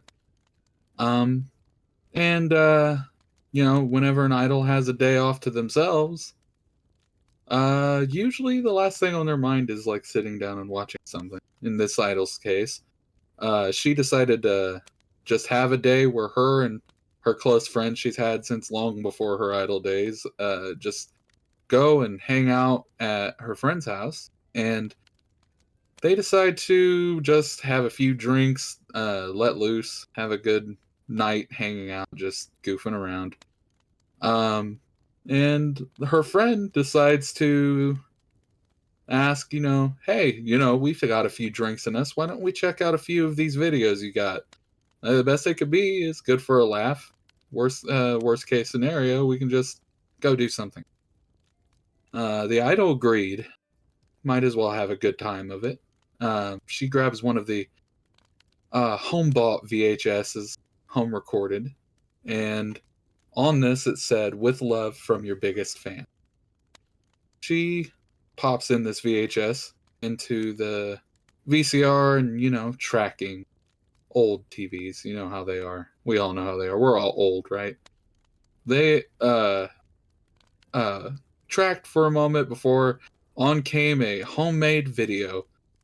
On the camera, centered in the middle of a bedroom, was a man, older teens, doing one of those goofy little idol fan dances, the kind that you would like see in the front row of an Idols show, just like going at it as hard as he possibly can. And this Idol's friend just bust out laughing and said, "Oh my God, look at him go! He's giving you a run for your money." Despite the friend laughing about it, though, whenever she turned to the idol's face was completely white. Her friend instantly knew something was wrong. She asked, "Are you okay?" But whenever she asked, it was like she cracked a overflowing dam, and the idol let out a scream before exclaiming, "That is my room. He's in my room." When her friend took a closer look, the room was very much the idol's room, and laying in the bed directly behind the man who was dancing was the idol herself, asleep early that night, so she can go to her idol fan meetup the next day. And we don't know what comes after that. Hopefully the guy didn't get her. The end. Jeez. Yeah, Horrifying. that might be a true story too, but we also know that sometimes things are made up on TV programs, so it's just like Friends. Friends isn't made up. I love that emote. That's incredible. The idol dance. Also, just The the dino dance. stare. The stare. That was my response too. That's like, Oh, have you played Parasocial, Zayden? not yet. No. Oh yeah, it reminds me of that. I Yeah. just played that a few days ago. Yeah. Oh, I'm so sorry. I'm sad I missed it. You know, it's unfortunate, and I was originally going to go back and like edit like just clips from the stream, just because I feel bad that it had to all be taken down. And then I realized apparently the entire time that stream was happening there was no game audio and nobody said anything. Oh. There was game audio when I was watching it. Oh wait, no, Parasocial. Parasocial. Oh, okay. I didn't get to watch that one, Yeah. sadly. I think that what happened is like I could hear the game and Brendan could hear the game, but the stream itself had no game audio. Oh. So Big sad. that probably eliminated a lot of the scary for the audience. So guys, if I was the only experience you had with Parasocial, you should go watch anybody else play because that game's scary. I bet they just were like, "This is a very quiet game." Oh no, not the game that I played yesterday, Parasocial. It was a game I played on Yeah. Tuesday. Yeah. It's no longer up. I mean, the people that didn't notice the audio wasn't in it, they were like, "Oh, this is a very quiet game." Yeah, right? I mean, it seems like the kind of game that might not have any audio, but there's so much audio. There's a maddening amount of audio. But anyway, sorry, tiny little rant. But yeah, that story you just told reminded me of that. Like the fear of like fans like intruding in your life, or a stranger in general, who cares if they're fans or not, or intruding in your life for some reason. Right. It's the same terror as Zayden's story. People breaking into your house and swapping out your Frosted Flakes. Like, swapping your Frosted Flakes, dancing in your room, going hard. Just hiding in your closet for several hours, not doing anything. It's like, I actually have a super overwhelming fear of just opening my eyes and somebody being in my room. I'm just terrified of it. You want to hear something terrible that happened to me? No. I had two friends that were going to come over one day, and like we all slept in because we all stayed up all night the night beforehand, so we all slept in. And whenever I woke up, both of my friends were sitting in my room, and I like was so scared. I pretty much like almost went feral. I was like, Why are you here? they came into my front door. My parents were asleep. My sister was asleep. And I was asleep, and they just sat in my room quietly staring at me. Like friends do. I was like, you guys are lucky I didn't like Mortal Kombat fatality you just out of fear. Right? It's scary. I don't like the idea. It might be because of all those, sleep No, I paralysis things. No, I think it's perfectly normal to be freaked out if people are just chilling in your room with you didn't know they were supposed to be there. My friends used Oh, to yeah. do that too. They just Fight 'em. walk in my room and sit around while I was sleeping. It was weird. I'm like, guys, that's creepy. Just come back later. What's wrong with you? Seriously. Or Yeah. wake me up as soon as you get there, right? Yeah, like it's not that hard. Just nudge my shoulder, my guys. Like You guys ever? teenagers are so weird. Things you did as a teenager just you I don't think they just had an idea of what was like common courtesy because they were teenagers. Mm-hmm. You guys ever have something like small, like it's explainable, but like in the middle of the night, it's some of the most horrifying things you've ever seen. Like just like a weird thing. Yeah. Yeah. It's like I saw, I'm sorry. there's this Twitter post that I liked not too long ago before stream where it's like me waking up at 3 a.m. and then like my furniture, and then it shows the furniture and it looks like there are faces on it. Yeah. Yes. There's so many times I think like there's somebody standing in my room and it's like just my computer chair or some shit. Like, Yep. There's in my room when I was a kid, I had like a little PC, and it pretty much doubled as a TV because I could connect the cable to it. Mm-hmm. But I had it off whenever I was asleep, and I woke up like late, and I just kind of was laying there getting ready to go back to bed, and then you know how there's little like little desk slide for your keyboard, like you can slide it under and then slide it out. Yeah. I'm sure it was just because the gears were weak or something, but it just slid out on its own. I just watched it slide out on its own, and then I saw my PC turn on by itself, which could happen with a mouse click, but and the mouse was on the slide thing, so of course it moved it when it moved, but like at the time I was like, I am going to die. There is something terrifying. Seriously, as a child, just seeing it slowly slide out. I was always like, hated when any electronic just turned itself on. Like regardless if there was a reason for it or not. Like sometimes TVs just turn themselves off, or your computer might turn itself on to like run an update or something. Like, there's reasons for things to turn on and off without you touching them. But I Yeah. always hated that was true because it still scares me to this day. yeah. Like, Oh. who designed you this way? It's like So- I know there's a real purpose, but I hate that for me. Like, Who designed you to terrify me specifically? Anyway, we should probably wrap up these stories. I think me and Zayden still have one, so Yeah. I'm gonna go do that. I'm having too much fun. We're having fun with personal campfire stories. It's the fun woods. Oh, it's now good. it's time to become the PPR pants woods. Mm. All right, we'll get there. My last story is like about the most creepy thing to ever exist, and that's children. So That's true. this one is called The Little Finger, not to be confused with, Little Finger from like Game of Thrones or whatever. Let's see. This story follows a dude named Junjie, who is an ordinary college student in an unnamed university, which is a great theme in all of my stories today. Was walking home from the library after a long day of binge studying. His friends had all since gone home, so he decided to take his time on the way home himself.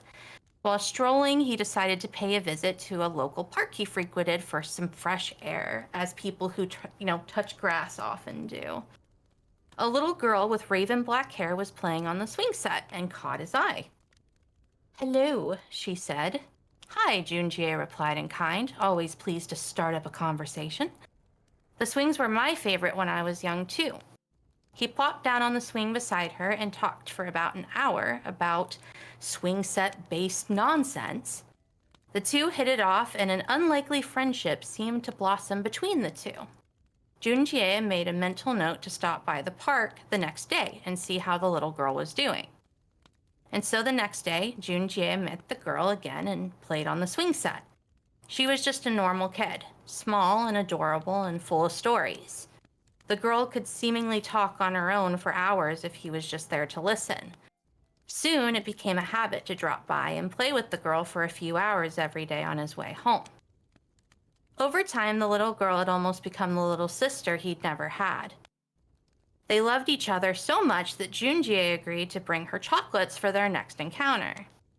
Excited about his new companion and unable to hide the chocolates from his friends, a conversation about the little girl naturally came up. His friends, Liwei and Daxia, couldn't help but tease him about this. "Did you get a girlfriend?"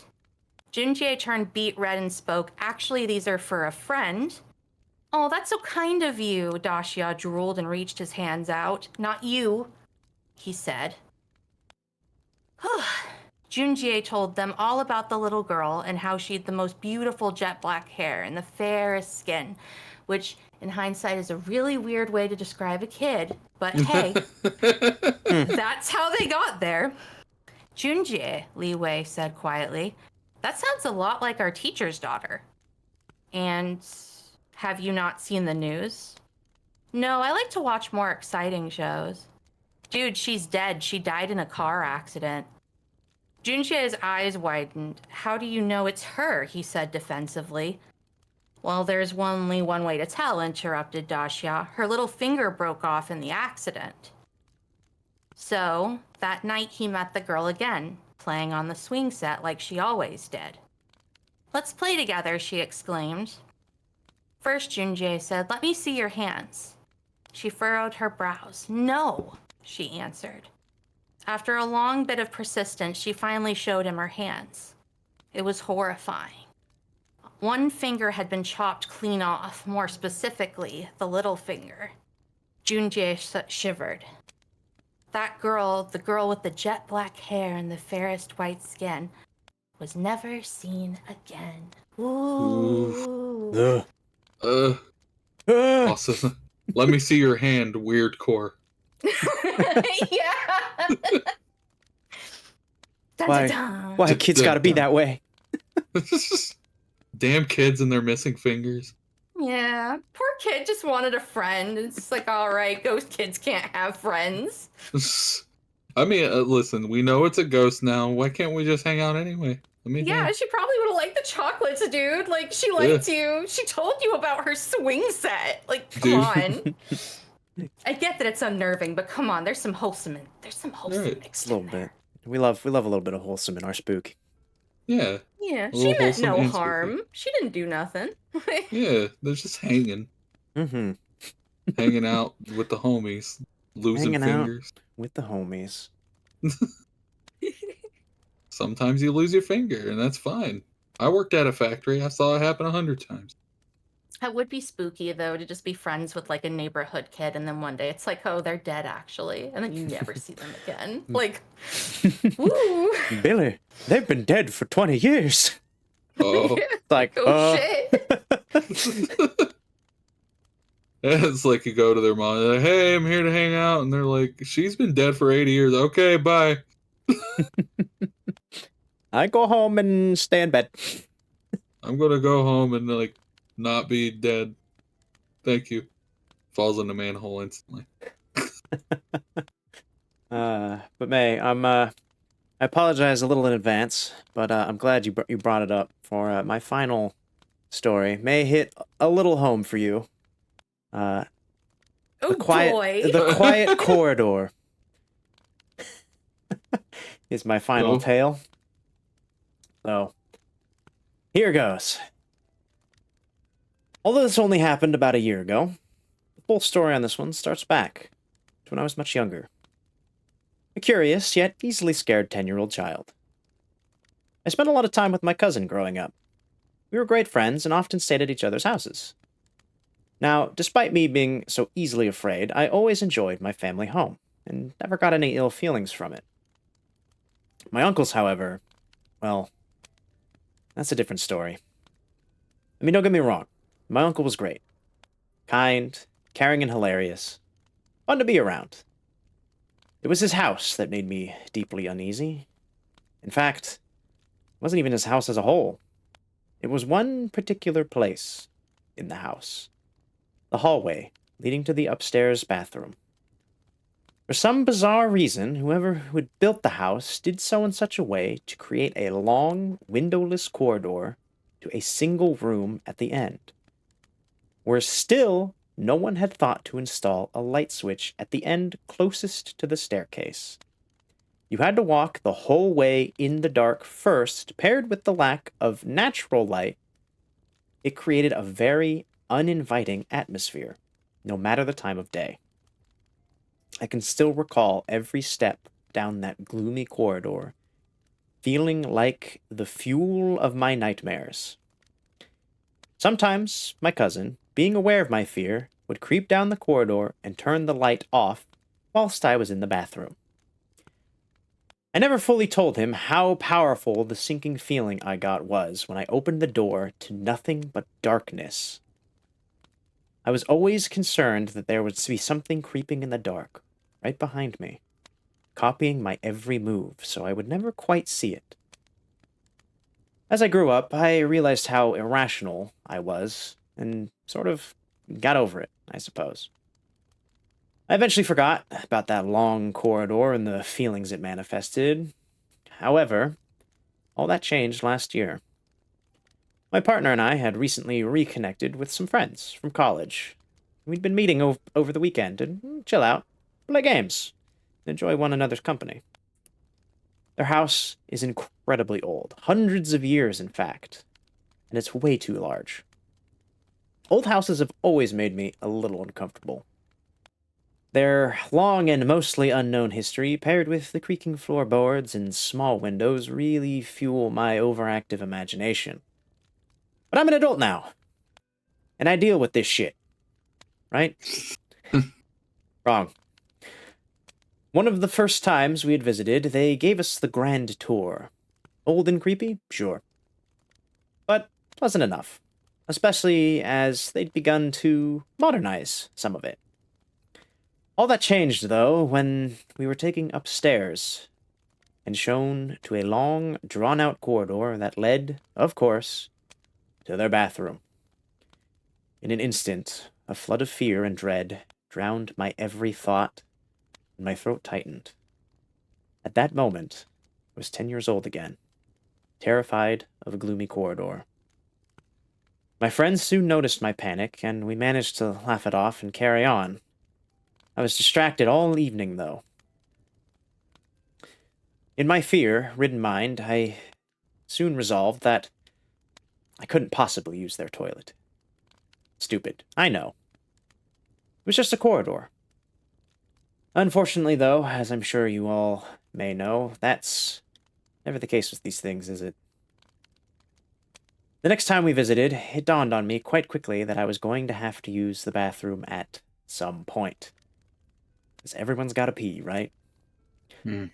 I psyched myself up, let them know I'd be back in a moment, and just nipping to the bathroom. Unfortunately for me, my friends were very perceptive and can read me like a book. They knew I was scared. Don't let the last owner of the house get to you. She died up there, you know, one of my friends said. Oh, and watch out for the loft hatch that's in that corridor. They've still yet been able to open it, so they weren't quite sure what's up there. They both say with a smirk. I did my best to ignore them, but the panic must have been visible on my face. Still, I'd made my decision, and I was sticking to it. Fears of my childhood were not about to get the better of me. So up the stairs I headed, one creaking step at a time. Luckily, unlike my uncle's house, the light switch was at the end of the corridor just before I flicked it on. I saw the deep, dark outline of the loft hatch. It was clearly set apart from the rest of the darkness by a few shades of black. Unfortunately, as I flicked the switch and light flooded the corridor, the sense of dread was only temporarily dispelled. In the renovations, they'd only partly removed the wallpaper and between the peeling remnants, some old nails jutting from the wall, it wasn't a comforting sight. I got this, I said to myself. As I walked down the corridor, ears twitching at every sound, I couldn't help but keep checking over my shoulder, just like I did as a child. Soon, though, I was at the end, grasping the door handle to the bathroom. I jumped when I swung the door open, and an ill-timed burst of laughter erupted from my friends downstairs. When it came time to leave the room, knowing I'd have to walk the corridor again, I psyched myself once more, and foolishly feeling confident, I grasped the door handle and swung it open, revealing an ocean of darkness. All of the air in my lungs vanished. I was left breathlessly paralyzed in the doorway. After a few moments, I came to my senses and managed to rationalize the situation. It was my friends, clearly. They were playing a joke on me. "Nathan," I called out. "Nath, you dick. Turn the light back on." Nothing. In fact, it was more than nothing. The silence that awaited the last reverberations of my echoing voice was palpable. I could no longer hear the dull echoes of their conversation from downstairs. And though I knew my heart was pounding, I could hear nothing but a dull, muted thud. I didn't know what to do. Didn't know how to react. I just stood there, staring into the abyss, the pale light of the bathroom barely reaching past the first few feet of the hallway. And it just seemed to stretch on and on. Okay, I breathed to myself. The corridor is only about 9 or 10 feet. A quick dash following the wall, and there'll be the switch. 3, 2. I ran. 5 steps, 10, 20. Thoughts were racing through my mind. It should be there. It should have been the end. No, this can't be right. It should be at the end, goddammit. I turned around, looking for the light of the bathroom to reaffirm the distance I have traveled, only to catch the sight of something that nearly knocked me off my feet. There, silhouetted by the light behind it, stood a human-like figure. Its arms seemed sickeningly long, its legs terribly thin, as the light shone from behind it. Very little about this thing looked natural. Without thinking, I took several steps back, fumbling against the wall for support. It didn't move. Not an inch. Not one bit. And I just kept going, slowly, one foot after the other, never taking my eyes off the thing. No matter what I did, though, no matter how much I tried, it never got any further away. Tears began to run down my cheeks. I cried out in vain hope of someone hearing me. Once again, no response, no sound. My vision started to blur as I wept, pitifully, and failed in my desperate attempt to escape. All remained silent, though, until the thing took a single step forward, and the quiet corridor echoed with the slow creak of the floorboard. No. No. I silently cried. Then another, and another. And even though its rhythmic steps matched my own, the distance between us began to close. Every step brought it closer and closer. My base instincts took over, and I turned. I ran, as fast as I could in the opposite direction. Once again, I was 10 years old, with the gut-wrenching feeling of something following me, matching my every move. Except this time, I wasn't imagining it.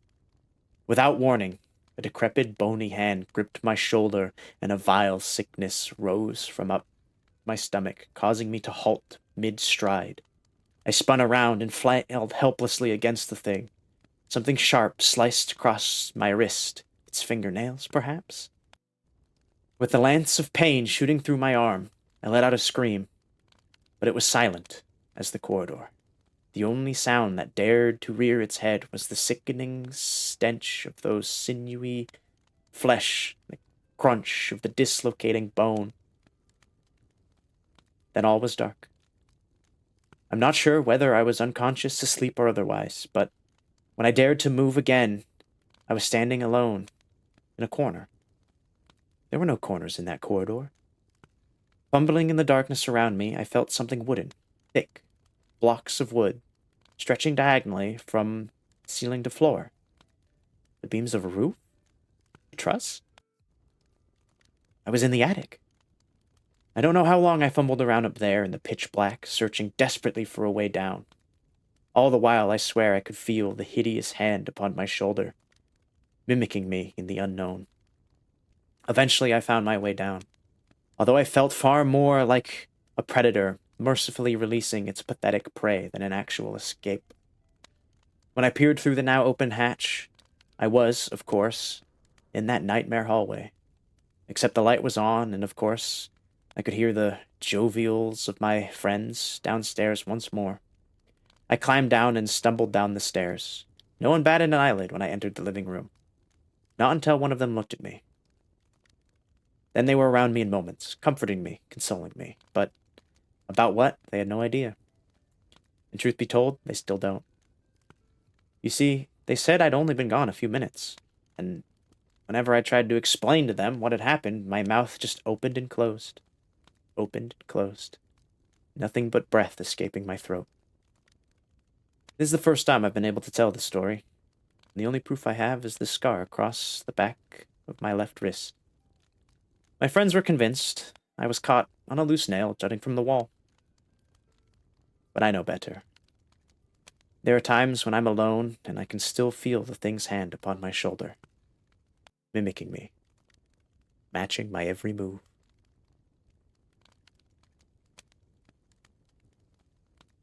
So bring a flashlight. God. Spooky. That's really good. That's a good one. Whew. It is. Spooky. Please bring a flashlight. That one also hits a little home because as a kid, I was very afraid of the dark and had a very active Same. imagination. So Dark's wild, man. And then it makes, like you said, like you look at a chair in the dark, it has eyes. mm-hmm. Mm-hmm.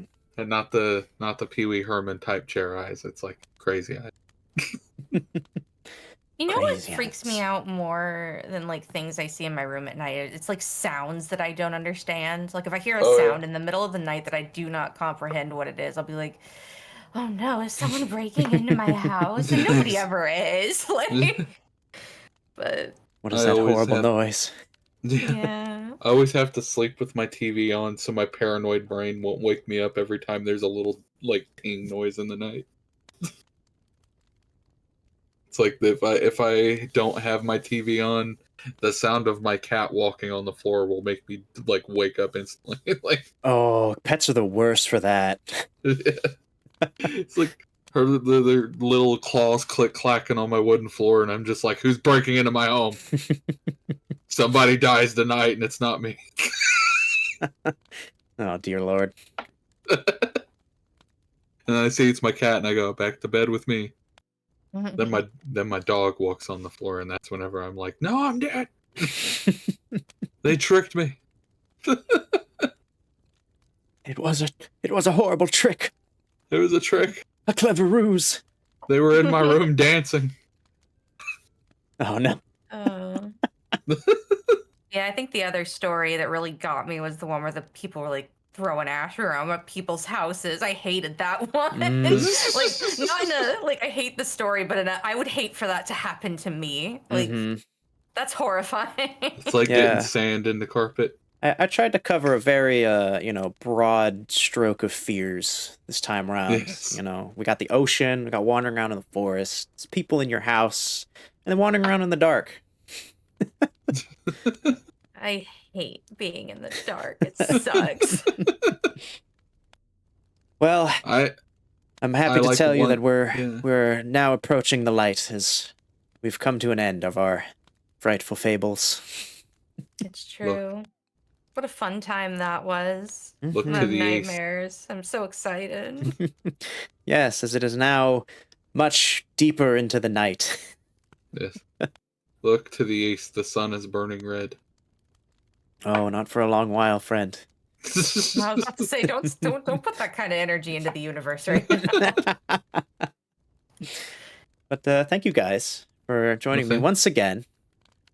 Yeah. I love it. I love doing this. Ever Yeah. since the first year I watched it was just you two in the first one, and I loved it. I was like, oh Yeah. my god, this is awesome. We'll have to And then have you you invited around. me. Mm-hmm. For year 4. Yes. Year 4 of spooky tales to tale in the tale. Yes, we light up the green fire once more and give tribute to the entity once again and hope that it's sated for one Just more toss year. Cafe into the green fire.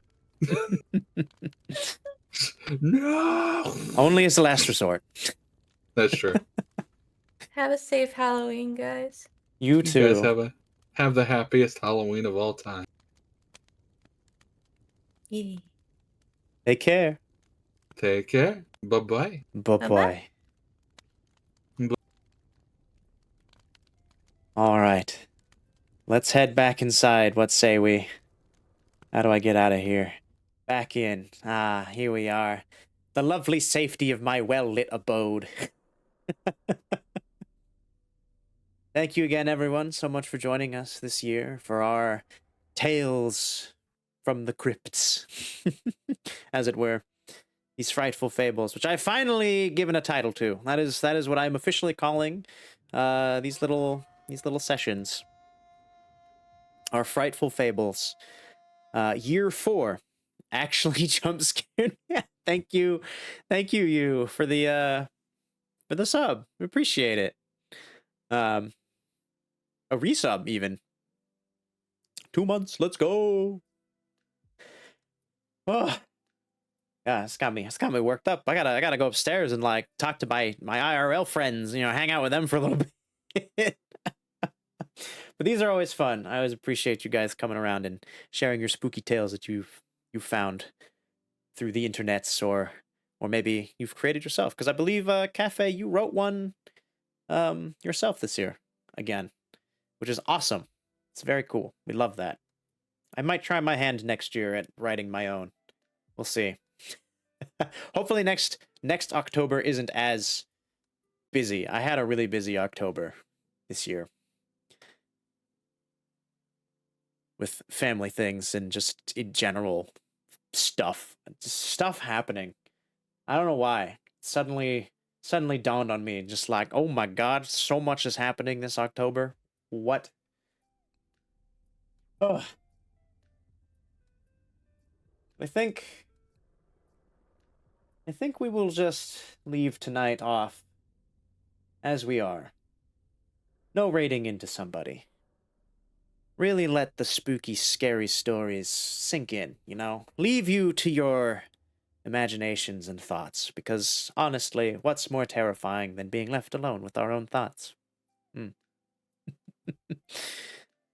So until next time, whenever that will be, because honestly, I'm trying to think when the next time I'm able to reopen my doors and see your faces once again. Might be Tuesday. Trying to think. Wait, Tuesday is Halloween. God, I hate that Halloween's on a Tuesday. It's such a shit day for Halloween to be on. I'm just gonna say it. I hate that it's on a Tuesday. Uh which I have a party I'm gonna be attending. I have what's it? I always forget. VR chat. I'm gonna be going to a VR chat party. So that's gonna be me Tuesday. So probably Wednesday. Wednesday we'll see you again. We'll reboot after Halloween. Hopefully you guys will have a safe Halloween. Have fun doing what you do. Whatever it is. So until next time. Ciao for now. Farewell, everyone.